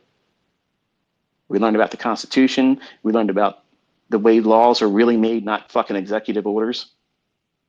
And listen, don't get your ass all twisted up here thinking I'm a Trumper because I said that he was going to get elected and they're going to turn everything upside down with him. He had a role in all this bullshit. I'm not a Republican. I'm not a Democrat. I've never voted in my fucking life, ever. I'm outside that bullshit. It's a Hegelian dialect. It's you think you have a fucking choice and you don't. You don't. And some of you that walk around and you think you have everything fucking figured out because you're a Republican or you're a Democrat or you're an independent or you don't vote like me. And you got your head in the fucking sand. You have no idea what's coming. It's going to roll over top of you like a steam fucking roller and you're going to be shocked how everything becomes so hard.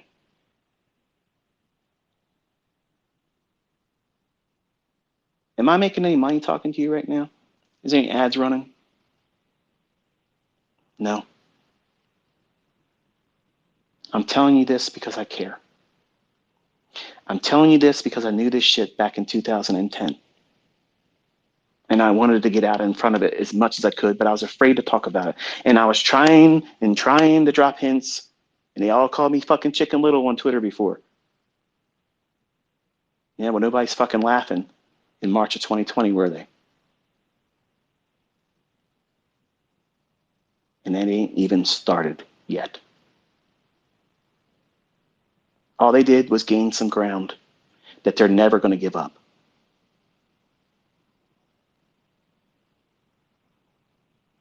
War is coming. In the mainland of the U.S., our citizens, we don't know how to deal with a Pearl Harbor event. Not in the mainland, we don't.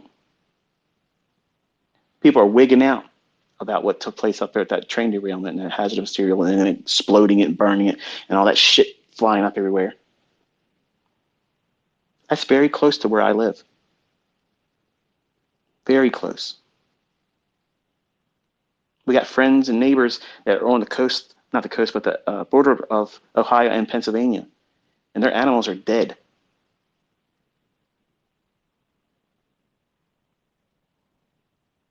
We have a well here. I'm concerned. What happens? Does that shit make it into my water supply? What's your procedure? What do you do? I already distill all my water. A reverse osmosis system may not work. I don't know. I'm not a scientist. I don't know the fuck. I don't know what that shit was. Is it going to be a problem for me? I don't know.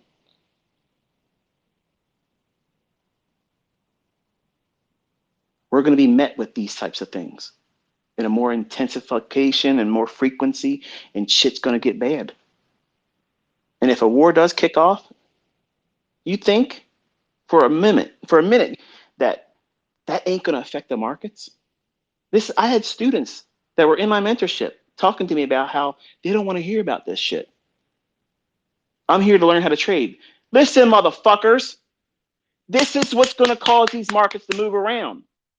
I understand you're new. I understand that you can't understand every simple thing in the world that's going to have a major impact, like a war. Just because it's in another country doesn't mean it won't have reverberations in the marketplace. It's absolutely going to fucking fuck up some shit. Let's just be real for a moment. What the fuck happens? What happens when a tactical nuke falls right in fucking downtown New York? You think they're going to open this fucking stock market up? What happens if you're in a trade like I was on September 11th in the S&P? Coming home after taking my son to school because I had joint custody. Beautiful day. I'm telling you, I remember it like it was like yesterday. Beautiful day. I'm driving down Mesa Avenue. I'm thinking to myself, man, it's a gorgeous day. Good day. I was talking to a gentleman named George Lutz. If you Google him, you'll find out that his son, who I was trying to talk him out of that day of joining the military, he was telling me, yeah, my son's joining the military. I said, George, please. I was teaching how to trade S&P. I said, please talk him out of it. He goes, no, it's good. We come from a military background. Our family says, it's something. I understand what you're saying, but we're all in full support of it. And I had this unction come over me, this deep, like I gotta tell him not to do it. And I was literally, before I went to take my son to school, that's what I was doing. And when I came home, hit the remote control on my TV, and I just realized I'm talking to you about something that may not even be that interesting to all of you. If you're not interested, you can go about your business and stuff. But I'm on a rant now, so this is what it is. But I turn my TV on, and I see the first building. The plane had already hit that one. And I thought it was like a preview for a movie. I'm like, oh, look at that. It said, airplane, small airplane, it said, hits World Trade Center, whatever it was. I'm like, wow, man, that's terrible. Somebody probably just died in that airplane. Maybe hurt somebody, caused a fire in the building.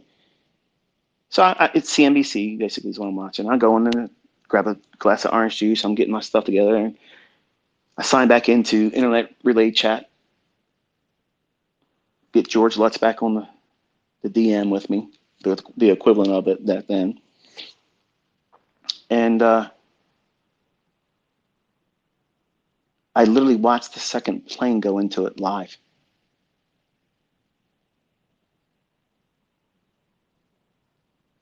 They didn't open up the stock market that day, folks. And I was stuck in a fucking trade. They didn't open the market up the next day either. Or the next day. And nobody knew what the fuck was going on. Now, you got a country like Russia. You can say what you want about them. But they don't tend to be the pushover type of people. Okay? And you got this NATO regime building up around them. And I'm not pro-Russia. I'm not pro-anything. I don't want this shit to happen. I don't want it to happen.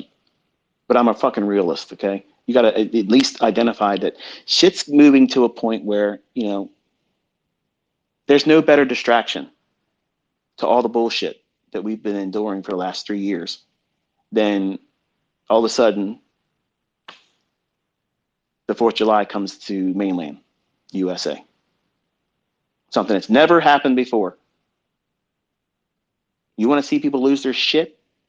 Lose their fucking mind? Go nuts? Let one of those things touch down in this country.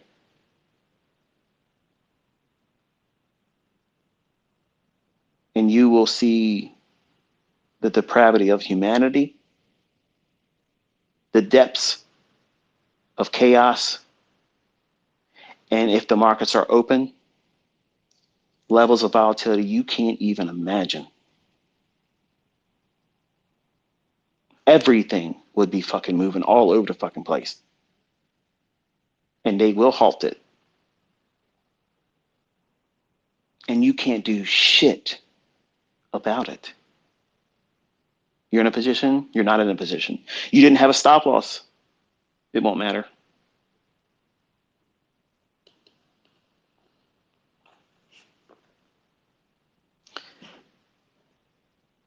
Russia's not going to sit back and get pushed around and defeated without responding in the only way they can. And they're telling everybody, this is what we're going to do. It's not like North Korea. We're going to do this, and we're going to shoot some missiles out in the water. I believe if we push harder and they feel like they have to respond, we're going to see some shit landing in our country. And I'm not ready for it. None of you are. And I'm not trying to instill fear. I'm not paranoid. I'm not worried about it to the degree where it's paralyzing me. But I've been made as ready as I possibly can with the resources that my family uses on a day-by-day basis And right now, everybody's just quietly going about their business. Nobody has to wear their masks anymore. Some people choose to. Everybody's going back to work. We're watching sports, the Super Bowl. I've never really watched the Super Bowl until the last one. And I thought to myself, oh, it's just nothing like I heard everybody talk about the last Super Bowl. It seemed pretty cool. I mean, I didn't like Rihanna's you know, routine. I was afraid she was going to fall off that damn thing. But, I endured it. It didn't seem too bad. It didn't convert me to be a football fan now. But I'm sitting here thinking to myself, everybody's going about their business, staring into their phones, pretending like this is all normal shit. But haven't you noticed? Maybe you've noticed. You're driving down the road. People have a whole lot more hostility, more aggression, more road rage, reckless speeding, not giving a shit if they wreck their car, tear up somebody else's stuff. Maybe, and you're just seeing people just break out into just uncivilized behavior, cussing people out, going into stores and taking whatever the fuck they want, and not paying for it.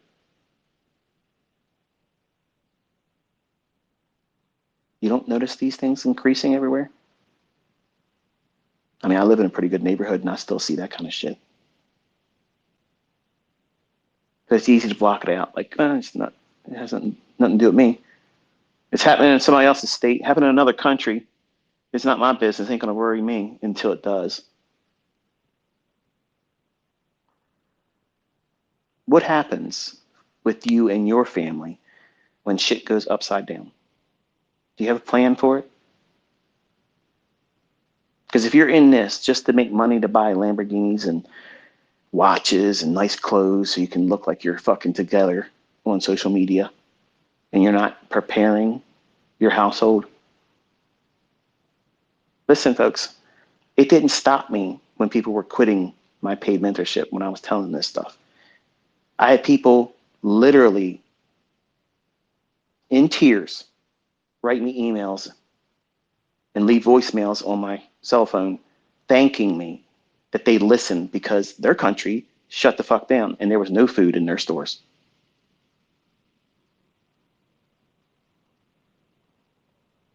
And they were able to weather it. It hasn't even started yet.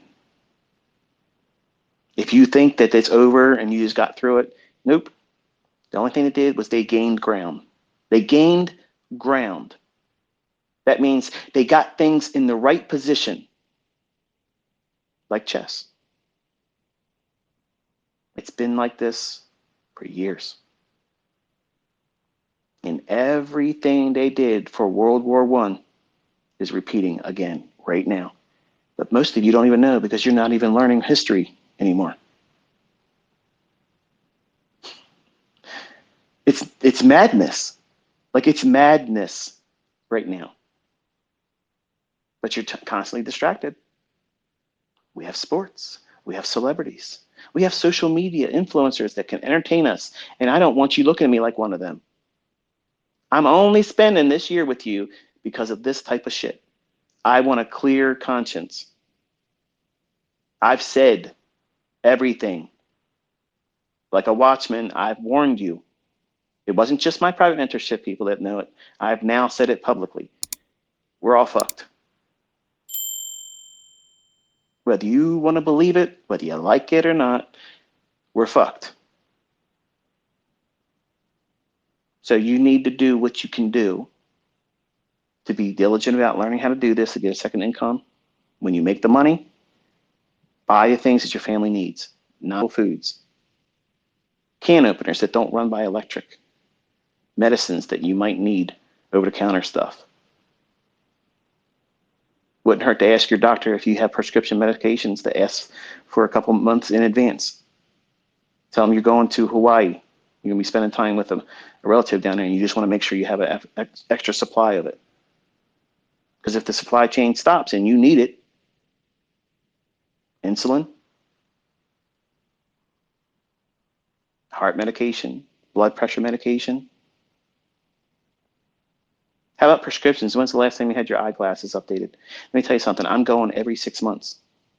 I'm making sure I got glasses. I need them. I can see far away, but I can't read anything in front of me. And I have books. I have things I need to know and read if I need to refer to something. If I don't have glasses, I'm fucked. I'm light sensitive. I have to have specific prescriptions. I wear sunglasses at night. I need it. Everything that you would see driving down the road or inside of a store looks like a huge starburst in my eyes. I can't tolerate it. It hurts. So I make sure I have glasses. And it protected me. And I had glasses when we couldn't get in to see our optometrist. We couldn't make prescription calls to update, the kids' eyeglasses because I was proactive about getting them ahead of time. When everybody was laughing and saying, nothing's going to happen, Chicken Little. And we were told, you can't go near anybody.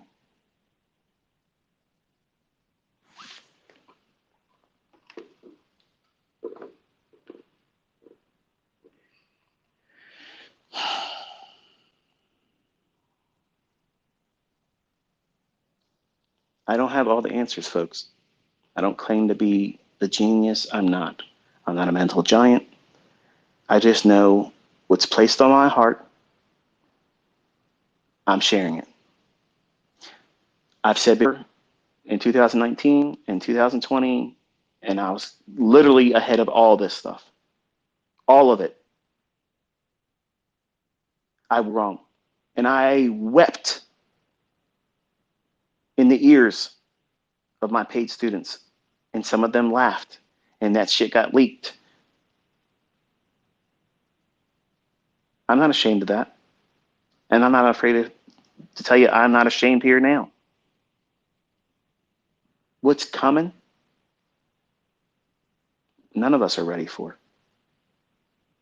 You think these guys on YouTube and social media that are pretending to be something special with their social media candy, their cars, their houses, they're doing this, they're going here, they're doing that, they're wearing this. They're in for a rude awakening. And everybody that's chasing that kind of shit, they're in for it too.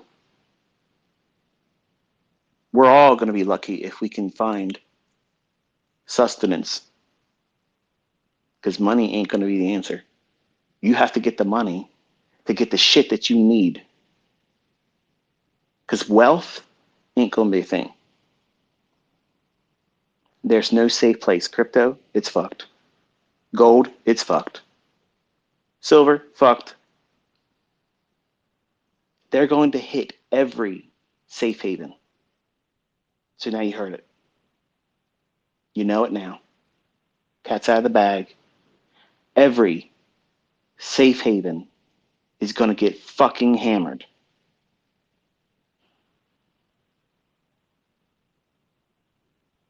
There is no safe place to put money. Money's about to change. It's about to be real. And it ain't going to be a casual, smooth thing. They've only told you central bank digital currencies to that way you're primed. You know, okay, when we tell you this is the solution to the problem, you're all going to be like, okay, well, at least our government's figured it all out and we have a place. Because I remember them talking about this. So good on them for being proactive when it's where they're leading us anyway. Everything you buy will be monitored. And now money will be able to be turned on and off. You can't make purchases for this thing. You can make purchases for that. You can't spend your money this way, but you can spend it on this. That's control. Cash. Who uses cash? The drug trade, right? What do you think their response is going to be? You think they're just going to sit back and say, well, it was a good run while it lasted? Nope. No way. Some of these dudes are really, really rich. And if they say cash ain't no longer king and your shit ain't worth anything, what's their response going to be?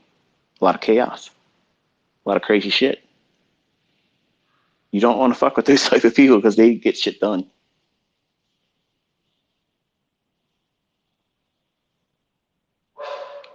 Like you have no idea the shock waves that's coming and everything that's going to. And it's yes, it might be a source of anxiety hearing this. Comic strips to some of you thinking this is bullshit. It ain't never going to happen. Uh huh. I hope I'm wrong. I want you all to be able to laugh at me. I'm okay with that. I want to be able to say, I was really wrong, man. I'm so thankful that this shit did not happen. But we're about to enter some real science fiction level shit, folks.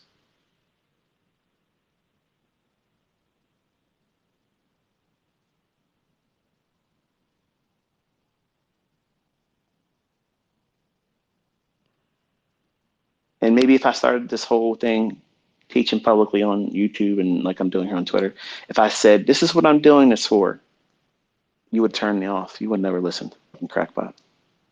But I knew if I sat with you and I showed you what was going to happen in these charts before it happened, and you know authorship when you see it. How do you think I know all this stuff before it happens? What color's my hat?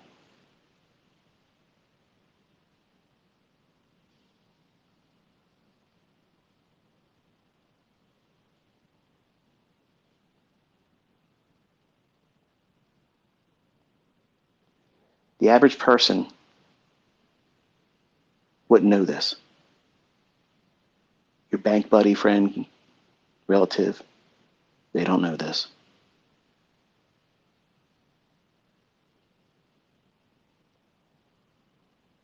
Walking through life, seeing other people, oblivious to it, knowing it's coming, and being told, don't talk about it. Don't. I can't.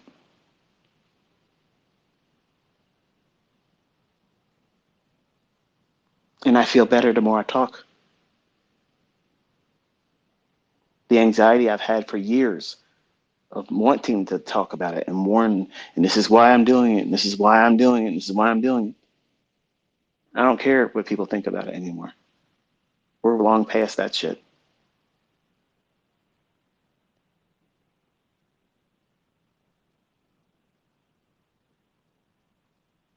When it really starts, when the lights go out and shit starts unloading, it won't be just my family that I'm going to be thinking and worrying about. I'm going to be thinking about all of you. Did you make your house ready? Did you put your affairs in order?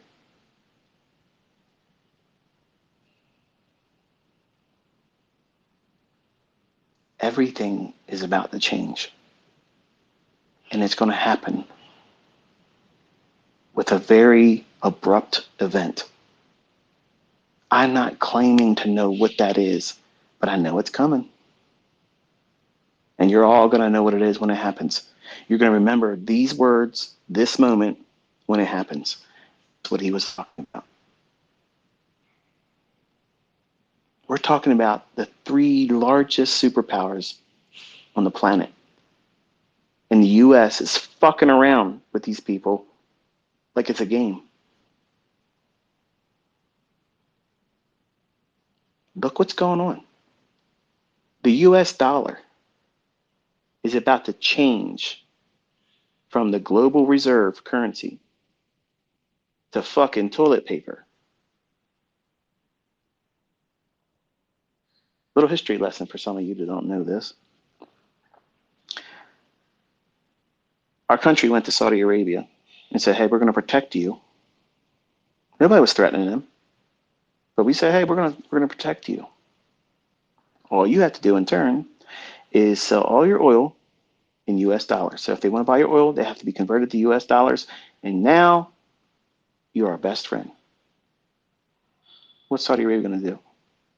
They're going to be like, oh, well, shit, we saw what you did to Japan. We ain't trying to have none of that. So, okay, we're in business together. Fast forward. We're no longer in the gold standard. Our currency is only worth the rotation because of oil sales. Bullshit. It's printed out of nowhere. Just pull it out of thin air. And we force every other country around the world to buy another country's main staple commodity in our own currency, or else. That's a mafia shakedown, man. Listen, you need some protection. We're going to come by and protect you, but you make sure you have our cut. That's what it's like. And there's a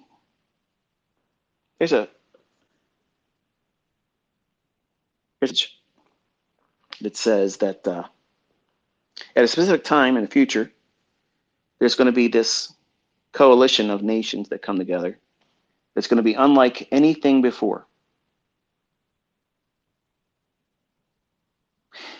And you hear these people that they beat on the Bible and they preach, they think they know what Revelation is. They believe they understand prophecy. They believe this and they believe that. They tell you this is the person that's going to be Antichrist. This is the person that's going to be the false witness. This is the person that's going to pretend to be Jesus. This is the person that's going to be God. This is going to be the end of the world. This is Armageddon. This is how it all ends. This is the mark of the beast. All this stuff. And nobody sees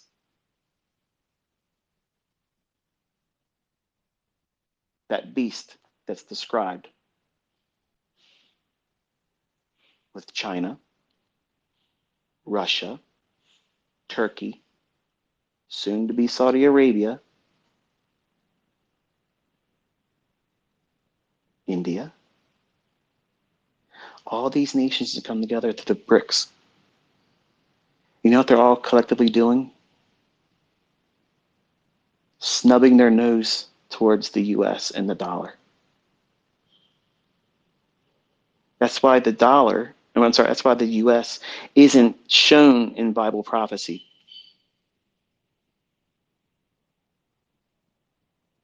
It's not a factor anymore. But those same countries, the bear, the dragon, all these entities that we understand who they are today. We all know that Russia is the bear. It has 3 ribs in its mouth. That's 3 Slavic nations that it's conquered and took over. But you don't know that because you didn't learn history. It's convenient how they keep that stuff out of there, isn't it? It makes war on one side. It rises up on one side. Every war they ever fought was on one side. You don't know that because you didn't learn history. It's convenient how that works.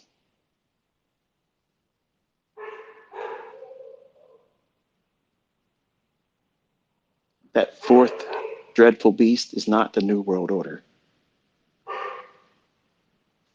It's forming with Russia, China, India, soon to be Saudi Arabia, Turkey.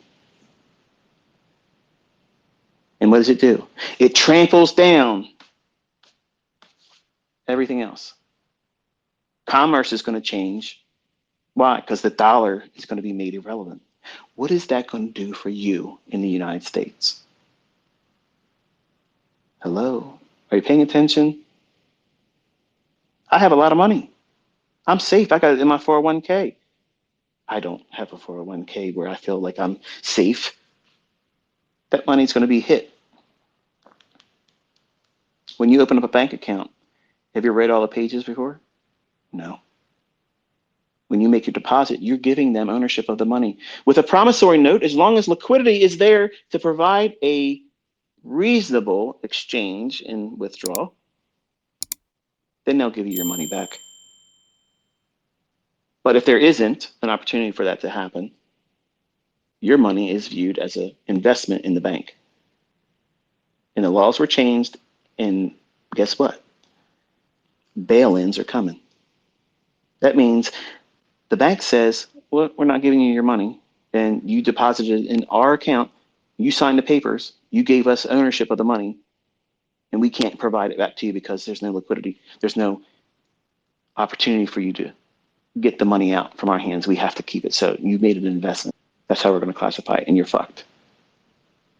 You all signed over ownership of your money, just like I did and everybody else that has a bank account. That money is not yours until it's in your hands.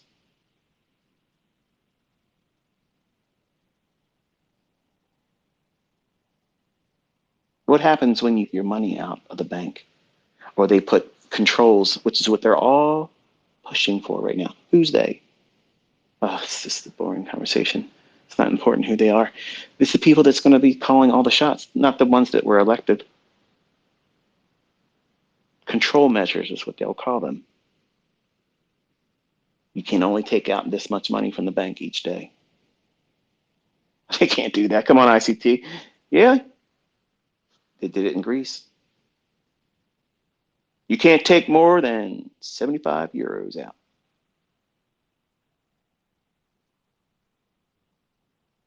It's coming.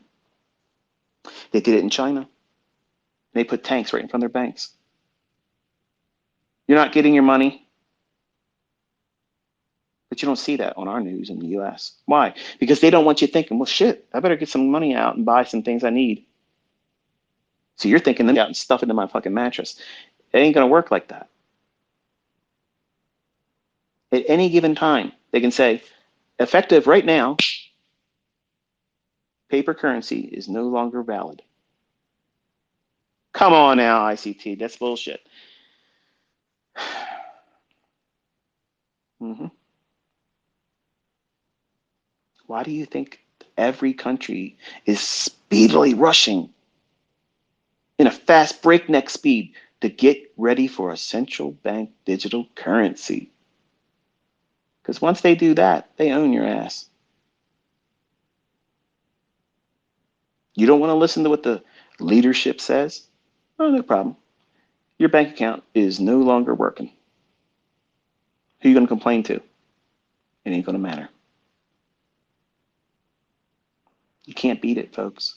It's coming whether you like it or not. It's coming. You can't stop them. You can't thwart it. You can't vote against it. They're in every government. They're in every country. It's the way it is. It's been a long effort to get to where they're at right now, and it's not going to fail them. They're going to do what they're going to do. You're going to be fighting it. Some people are going to rise up and do dumb shit. We need a 1776. Nah, you fucking, that ain't going to fix shit. That's exactly what they want. That's exactly what they're hoping everybody does. They stand up there with their freedom seed projectiles. Google what that is. You'll know what I mean. Standing up and watering the tree of liberty. Yeah, well, when that shit starts happening, guess what happens? The military steps in. It won't be our military, but they're going to be wearing our military garb, but they're going to be somebody else's men and women. And they don't follow the Constitution. So when they're splitting your skull open, they're not worried about getting sued for civil rights, violations. Because that's what's coming. I know. I have probably turned a lot of you off. And guess what? That's probably a good thing. Because if you're not ready and you want to pull your head inside your shell like a turtle, I can't be faulted when it happens and you didn't do anything because you've heard it now. Because it's coming. It is coming. Over the next couple of months, it's going to be undeniable. It's going to speed up. You're going to see things, and it's going to feel like this can't be happening like this. This is unbelievable. Yeah. Yep. And if you're not ready,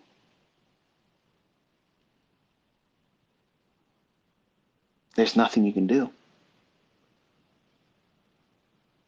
You don't tell your friends and your family how much you got stored up when you get it, because they're not going to believe anything if you try to tell them.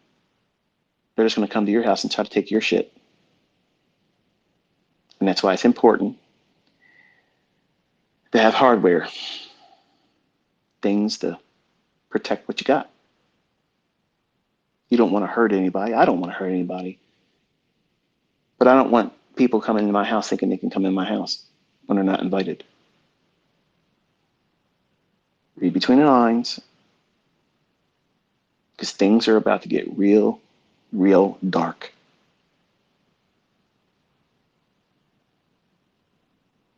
And if this is causing anxiety, the best remedy for that, preparedness, taking action, putting your ass to work about getting whatever you can done while you can. I don't want to work a part-time job. I don't want to do that. It might be worth it for you to do it while you can. It don't take long to get a couple years worth of non-perishable food stored up. And that's worth gold when you can't get your hands on food.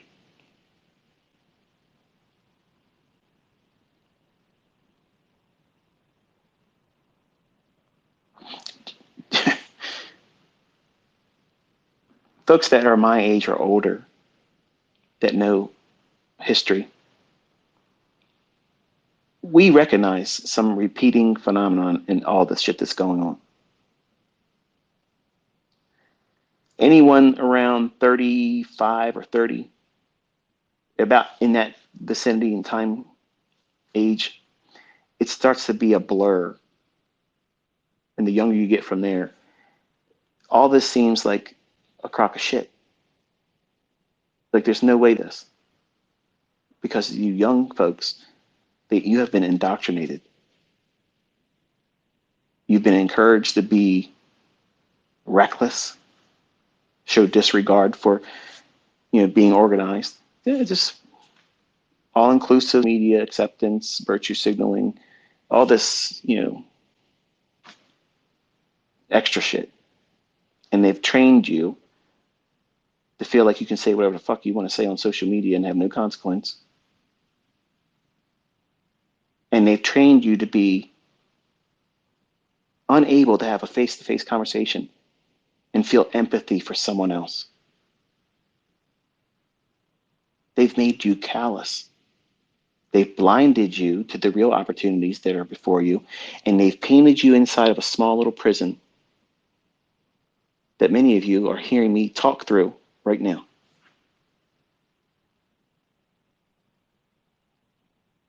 Your whole world is inside that phone. Everything you do, everything you hope to do, where your attention is, and they own and direct that, all from that little box that you pay too much money for each month. And they even remind you and force you to do these updates on your phone that makes it obsolete by design. So that way you out and buy it again in 2 years. All this shit you fallen victim to. But you all think that you're smart. Like you got it all figured out. These young people, you think you have so much more insight because the technology that you have grown up around is taught you to no longer even be human.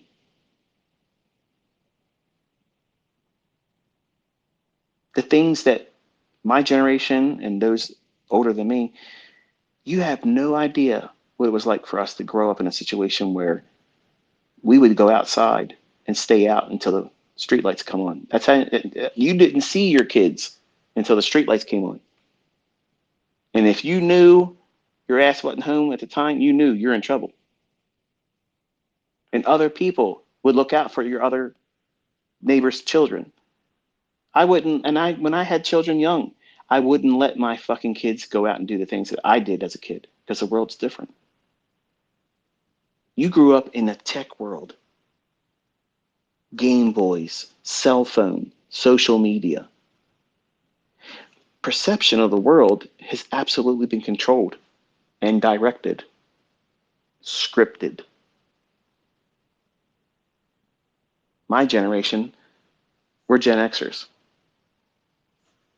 We're the generation that basically will tell you to your face, you're full of shit, go fuck yourself. We're that transitional generation. We saw technology begin. We watched the internet come up. We were there when AOL would, all that handshaking sound that it would make when the modem connected you. Our generation saw that. We watched that birth. And you're walking around feeling like you own everything. And when someone like me and people that are smarter than me share our time, share our insight on how to make sure you're prepared, you're probably not going to hear it like you should because you think you're smarter, think you're more edgier, you got more technology behind you. Oh, you're an old head, you don't know nothing. I'm hoping that you don't do that with this conversation tonight because you don't want to find out that you dismissed something that sounds too far-fetched to be possibly real. But then when you wake up in the middle, you feel like a fool because you didn't do anything about it. If you're young and you have the energy and the time to do so, and you can work another job and help your family if you're still living home with mom and dad, some of you are done it. Some of you went to college, couldn't do it, had to move back in with your parents. Hey, man, I had to do that with my aunt and uncle. I had to do that. There's no shame in that. That's family. That's what families do. But it's weird you don't see that dynamic in the family element today. Most families are fighting each other, hating each other because of what? Everything that's been going on. They can't afford it. They can't fucking deal with the pressure, the stress. And it hasn't even really started yet.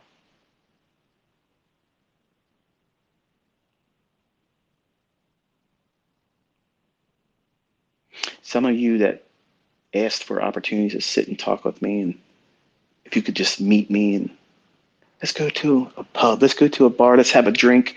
I don't drink alcohol. I would just like to sit and talk and pick your brain. If you did, this is the conversation I'd have with you. And you wouldn't want to have this conversation with me. So I've never really wanted the opportunity to present itself. This is what's on my heart. I know what's coming.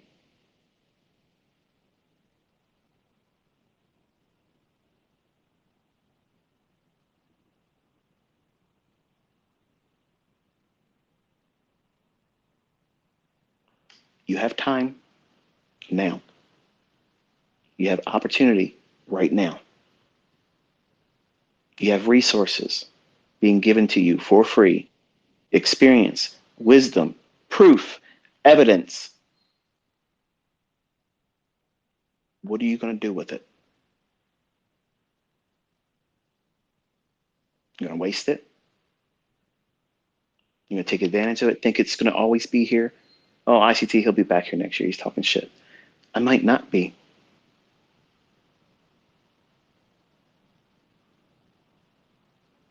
You might not be.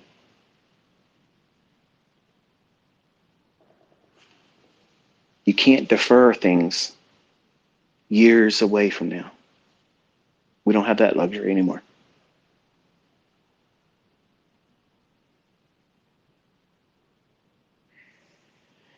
Some of you, I'm going to say this and I'm going to close it. I did warn you we're going to have a long one. Some of you probably have a spouse, a partner, a significant other that they don't know that we had this conversation tonight. They just know I'm that guy that takes up too much of your time talking about trading and breakers and order blocks and fair value gaps. And you probably shared your excitement and your hopes and dreams of what you're going to be able to do with this information and how it's going to impact you and your family. That's wonderful. I hope that exactly unfolds just like you want it to. I hope that's what happens. And maybe you're thinking now, when this ends, the normal jacked up feeling that you feel like you're energized, you're all pumped up. It's hard to reach for that right now, isn't it? You want me to somehow say I've been pulling your leg, this has all been a joke just to troll you. It's not. And this is probably going to be a conversation that you don't want to even mention to them. But them knowing who you are, they're probably going to see you and you're going to read you like a book. And they're going to say, what's wrong? And some of you are going to dismiss it and be like, oh, nothing. To which they'll know is a lie. And others will be like, well, I just listened to that guy. Up until tonight, he's been a pretty good source of information. But now I think I got to second guess all that stuff. That's normal for you to feel that. You'd be crazy if you didn't at least feel that. Lord knows I know. When it was laid on my heart to say it in 2019, all the way through 2020 and 21 and 22, and now we're here in 2023.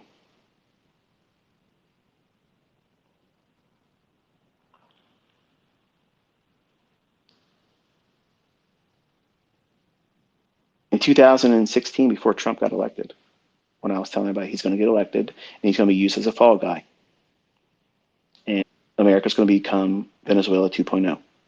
Everybody laughed. Everybody laughed. I said, we're going to have a banana republic in this country. And guess what? Look around. None of our government fucking knows what the hell's going on. They're all Muppets.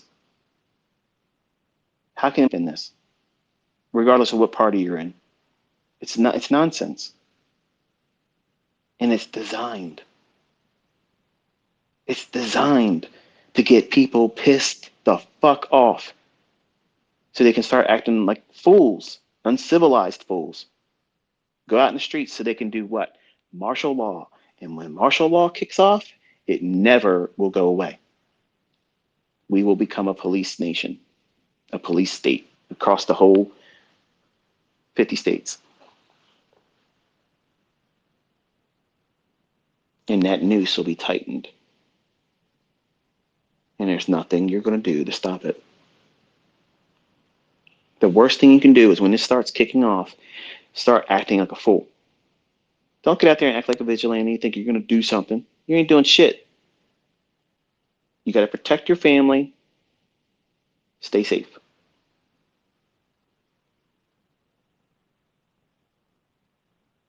I used to say, good luck, good trading. Notice I don't say that anymore.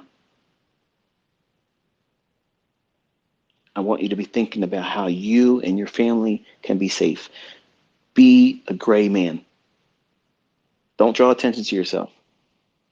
But what the fuck right now, ICT? You're talking to all these people listening to us shit. They probably think you're nuts. I don't give a fuck. I feel like I gotta say it. I'm saying it. I don't care what your feelings are about me. My conscience is clean. I don't have to worry about it anymore.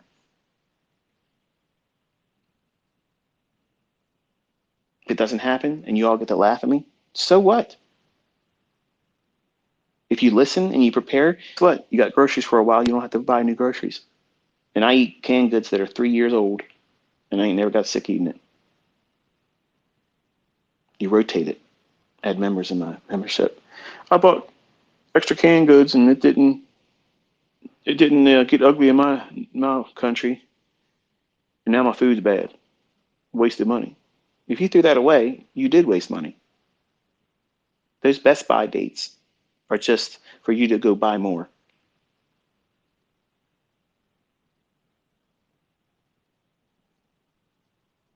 Sorry.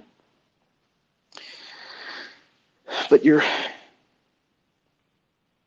probably been talked to too much tonight, and you want a silver lining in all this. I wish I had one.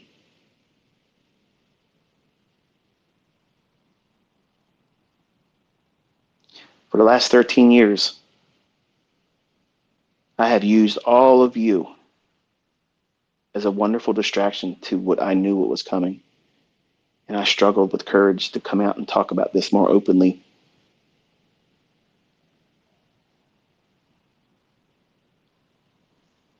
And that's what I regret. I wish, and I know most of you would have dismissed me, said this guy's full of shit. It ain't gonna never happen.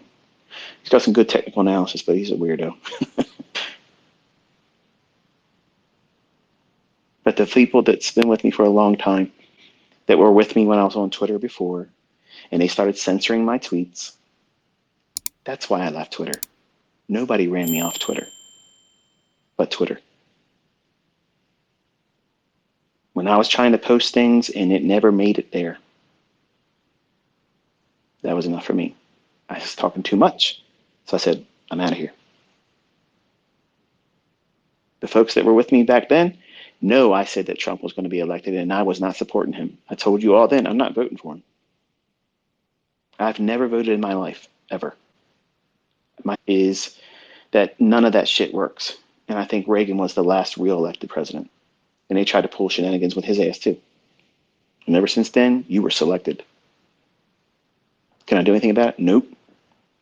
I'm not losing any sleep over it either. They're going to run this shit like the way they want to run it. You ain't changing it. Your vote ain't changing shit. Regardless of what side you're on, it won't matter. So the worst thing you can do is take what I'm telling you and get all worked up into a frenzy and try to do something stupid because you ain't changing it. It's written. It's going to happen. You ain't no changing it. And if you're on the fence about it happening, just wait around. You'll see. You'll be convinced of it shortly. When it kicks off, it gets really fast after that.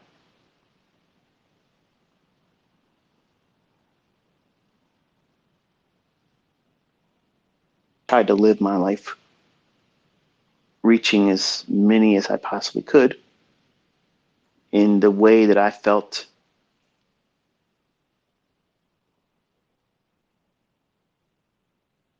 was the safest. I think that was the best way of thinking about it like that. Dropping breadcrumbs as I went, getting confident, talk a little bit more, getting confident, tell a little bit more.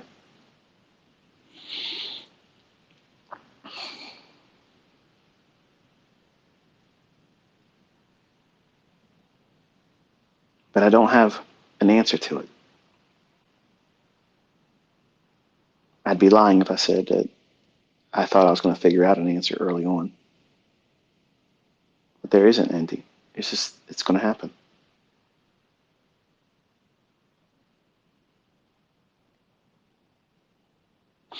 There's a lot of you out in the world that would say, well, if it's going to happen, I would have rather not known. Just let it happen. Knowing about it is going to give me something to worry about. Well, what about your family members, your children? Wouldn't you want to make the best at the time? Doesn't it kind of change your perspective on what you do with your time now? Knowing that there's so many sudden, abrupt changes that are coming, and the freedoms that we have right now, take advantage of them. That's why I bought an RV. I want to get out there and see some shit, because there's a time coming I won't be able to. Neither would you. Just so you know, I've never been vaccinated. I didn't believe in it. And you're welcome to unfollow me if you think that's a big thing to do. Team vaccination. My youngest son was injured by a vaccination, not the COVID one, but when he was born, they shot him with something and his blood pressure crashed, and he's had all kinds of issues in life since then. So please don't preach to me about vaccination safety because it's bullshit.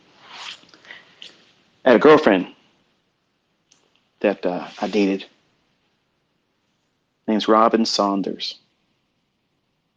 Beautiful girl. Healthy as shit. fit aerobic instructor, fitness trainer, the whole business.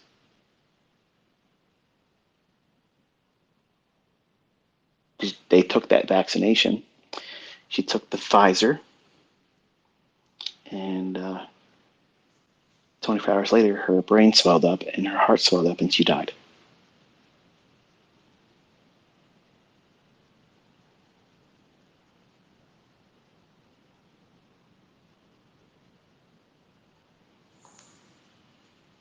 The real estate agent that I used to purchase the home I'm in right now talking to you, her best friend's daughter took a vaccination that was told by everyone,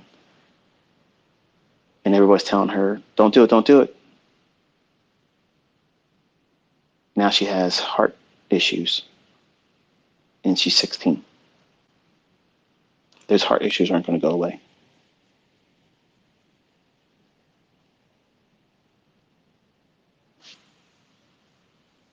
These same things that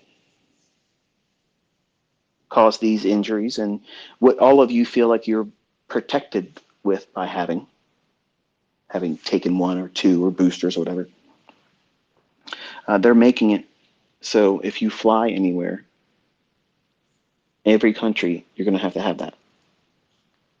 Don't believe me? Wait, because it's coming. It's already in the works. I don't fly, so I don't give a shit.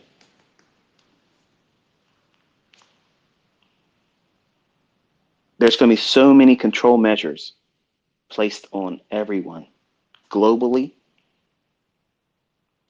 going to force you to do things that some of you, even me, said, no, I'm not going to do that. What is your thoughts about that when they say you're going to do this or else? You ever thought about that? When it's more than your job, your ability to move around. Do you ever think about that?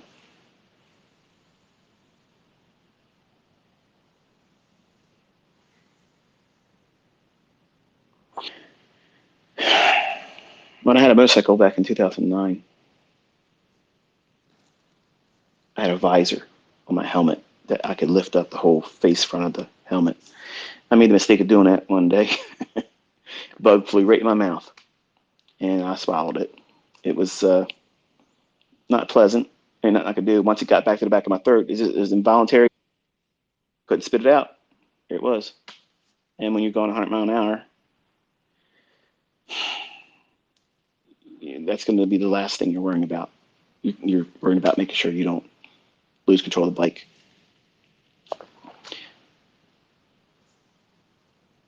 How do you feel about eating bugs? Because that's what they're putting in food. Yeah, that's what they're putting in food now.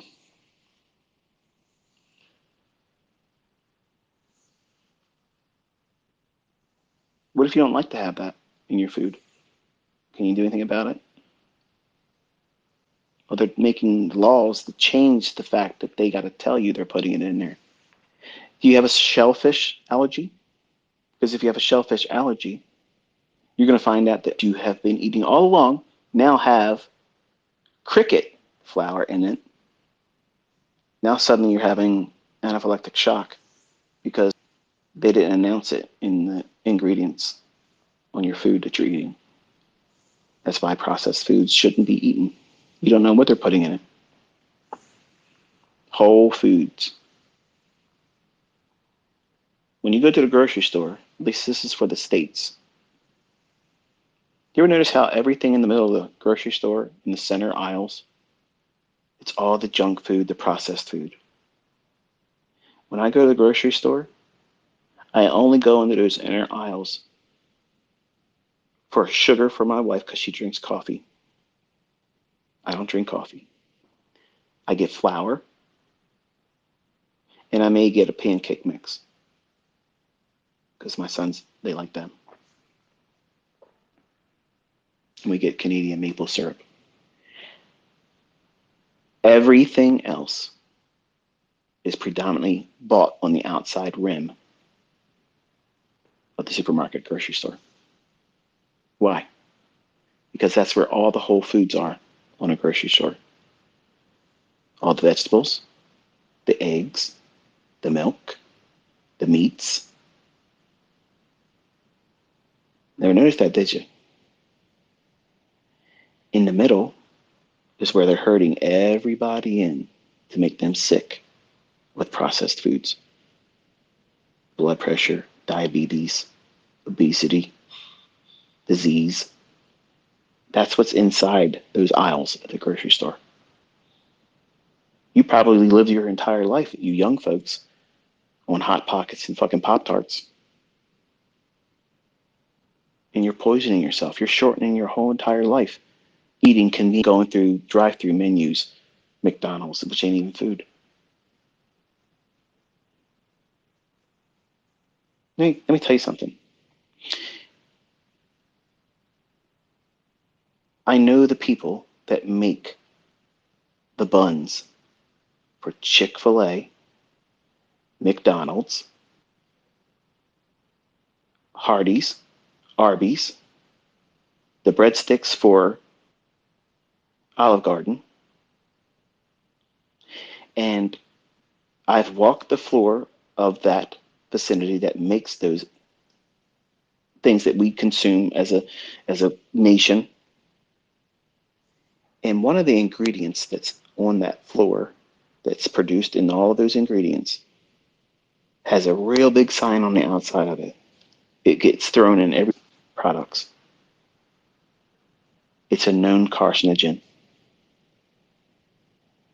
That means it causes cancer. Not sometimes, it causes cancer. In every one of those recipes, coffee. Ask yourself, why is that? Think about that next time you want to run to the fast food line and get your dollar menu, number 3 value meal. How about your French fries from McDonald's? You like how pretty they are? You never see a spot on any of those French fries. You ever wonder how that happens? Because McDonald's says they want French fries that look perfect. So they tell the farmers that grow, use this agent, spray it on there so it keeps the insects off of it. But that same shit that they spray, they can't go back out in the field for weeks because it's dangerous to them.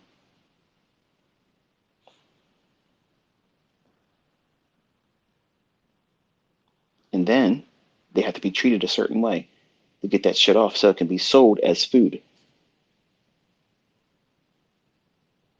These are the same French fries when you find them 6 years later when you're trying to vacuum out your car because you're trading it in to get something that you shouldn't have been paying for too much money for another car. And you're trying to get it all cleaned up so you get the most money trade in. And you find those same fucking French fries that look like the same thing they looked like when you first bought them that day. They never, ever get eaten by insects. Take your French fries, put it out on the sidewalk this spring when the weather's nice. See if any ants go and eat them. They won't touch it. But you're munching them motherfuckers down, aren't you? Give me a supersized fry. Supersize me.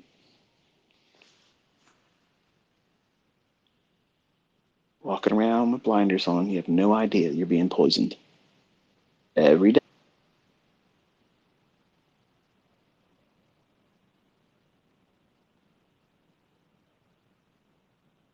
You guys start making some changes, folks. Some of them more drastic than others. The whole point of being here is learn to live a better life. Longer, healthier, more fruitful. If I'm wrong and you do things, you'll be healthier. You'll have more money. And you won't have to fucking work.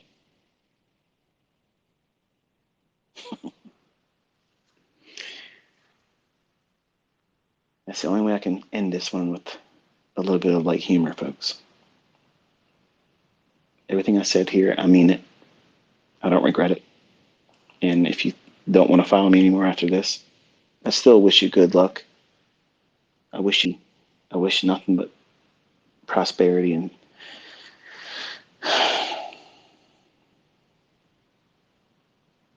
Just do what you can. Not all of us are going to be ready for it. I don't think I'm ever going to be ready for it. I have as much as I can get, and even then, I still don't know.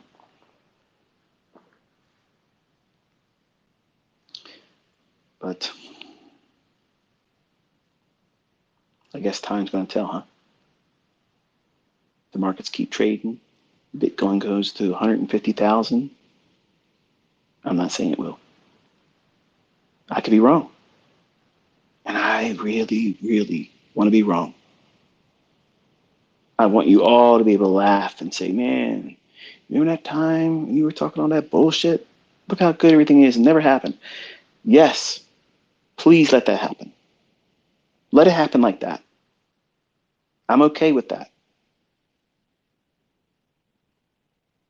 I'm not okay with it unfolding and me not having said whatever I feel in my heart that I've said tonight and what I've said to my friends years ago. They know. I told them this stuff before it happened. And I'm not claiming to be a prophet. I'm not a new Nostradamus. I'm a human being with a heart, and I don't want anybody to suffer. And I feel helpless because I can't stop it, and I don't have an answer. This is the only thing I can do. And it might not be effective for most of you, but I can't be faulted for it. And it'll be easier for you to just say, okay, this guy's fucking crackpot.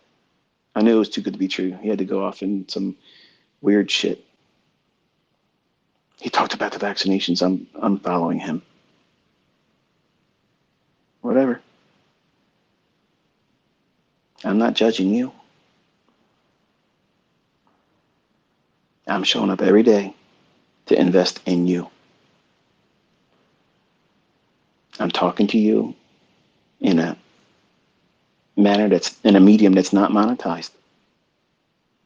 Do I sound like I'm rushed to go somewhere else? Like I got something better to do? This is where I'm put right now. And I feel like what I'm telling you tonight is what I'm supposed to tell you. I don't know why I feel like I got to do it. I don't know. But I feel better when I do. And when it happens, I'm relieved. I'm shocked sometimes when it happens.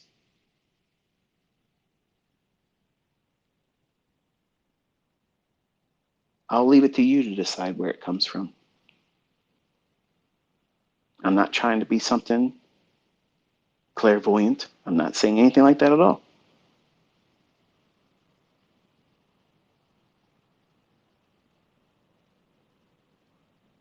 If you have a friend that just happens to know what you should do all the time and you listen to them and it always serves you well, just think of me as that. That's all you got to do. Do the best you can. That's all you can do. And don't be anxious for any of it because you can't stop it. You're not going to change it. The only thing you do is try to prepare your household as best as you can to at least try to make it better than it would be if you didn't prepare.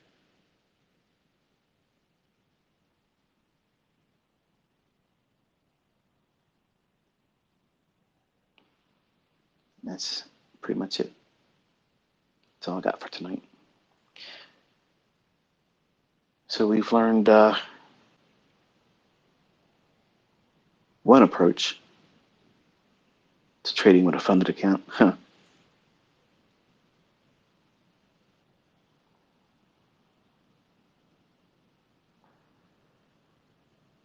I'll talk to you tomorrow.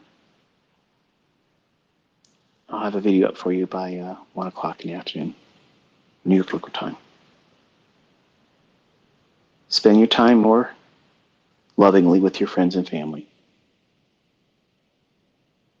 Be mindful of the time and the opportunity that we have right now.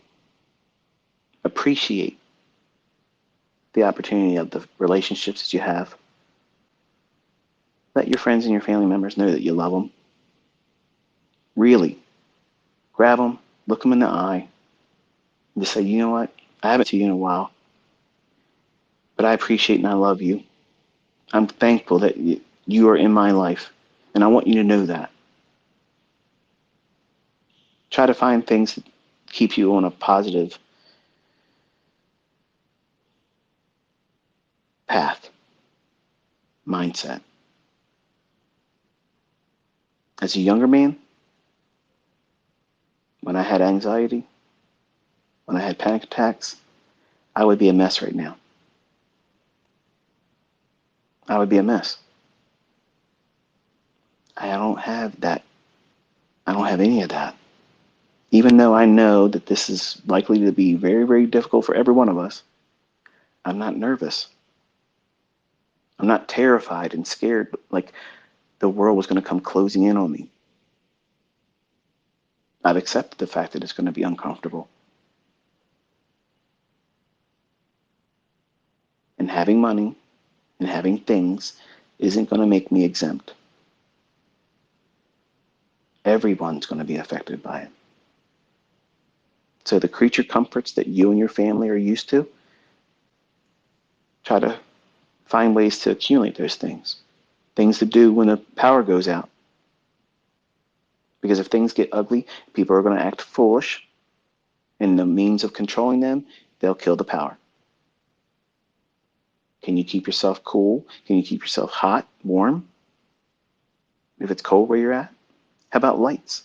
If the lights go out, can you navigate through your home? You have candles, batteries, you have blankets, toiletries, toothpaste, things that you're not thinking about right now. You'd be surprised how much more comfortable if things get ugly like this. Things that we take for granted every day. Feels good to have a clean mouth, doesn't it? Dental floss, it's inexpensive. But what happens if you can't go out and get it?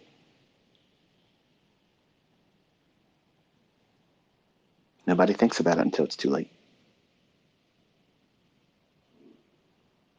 It's all easily obtained right now, inexpensively.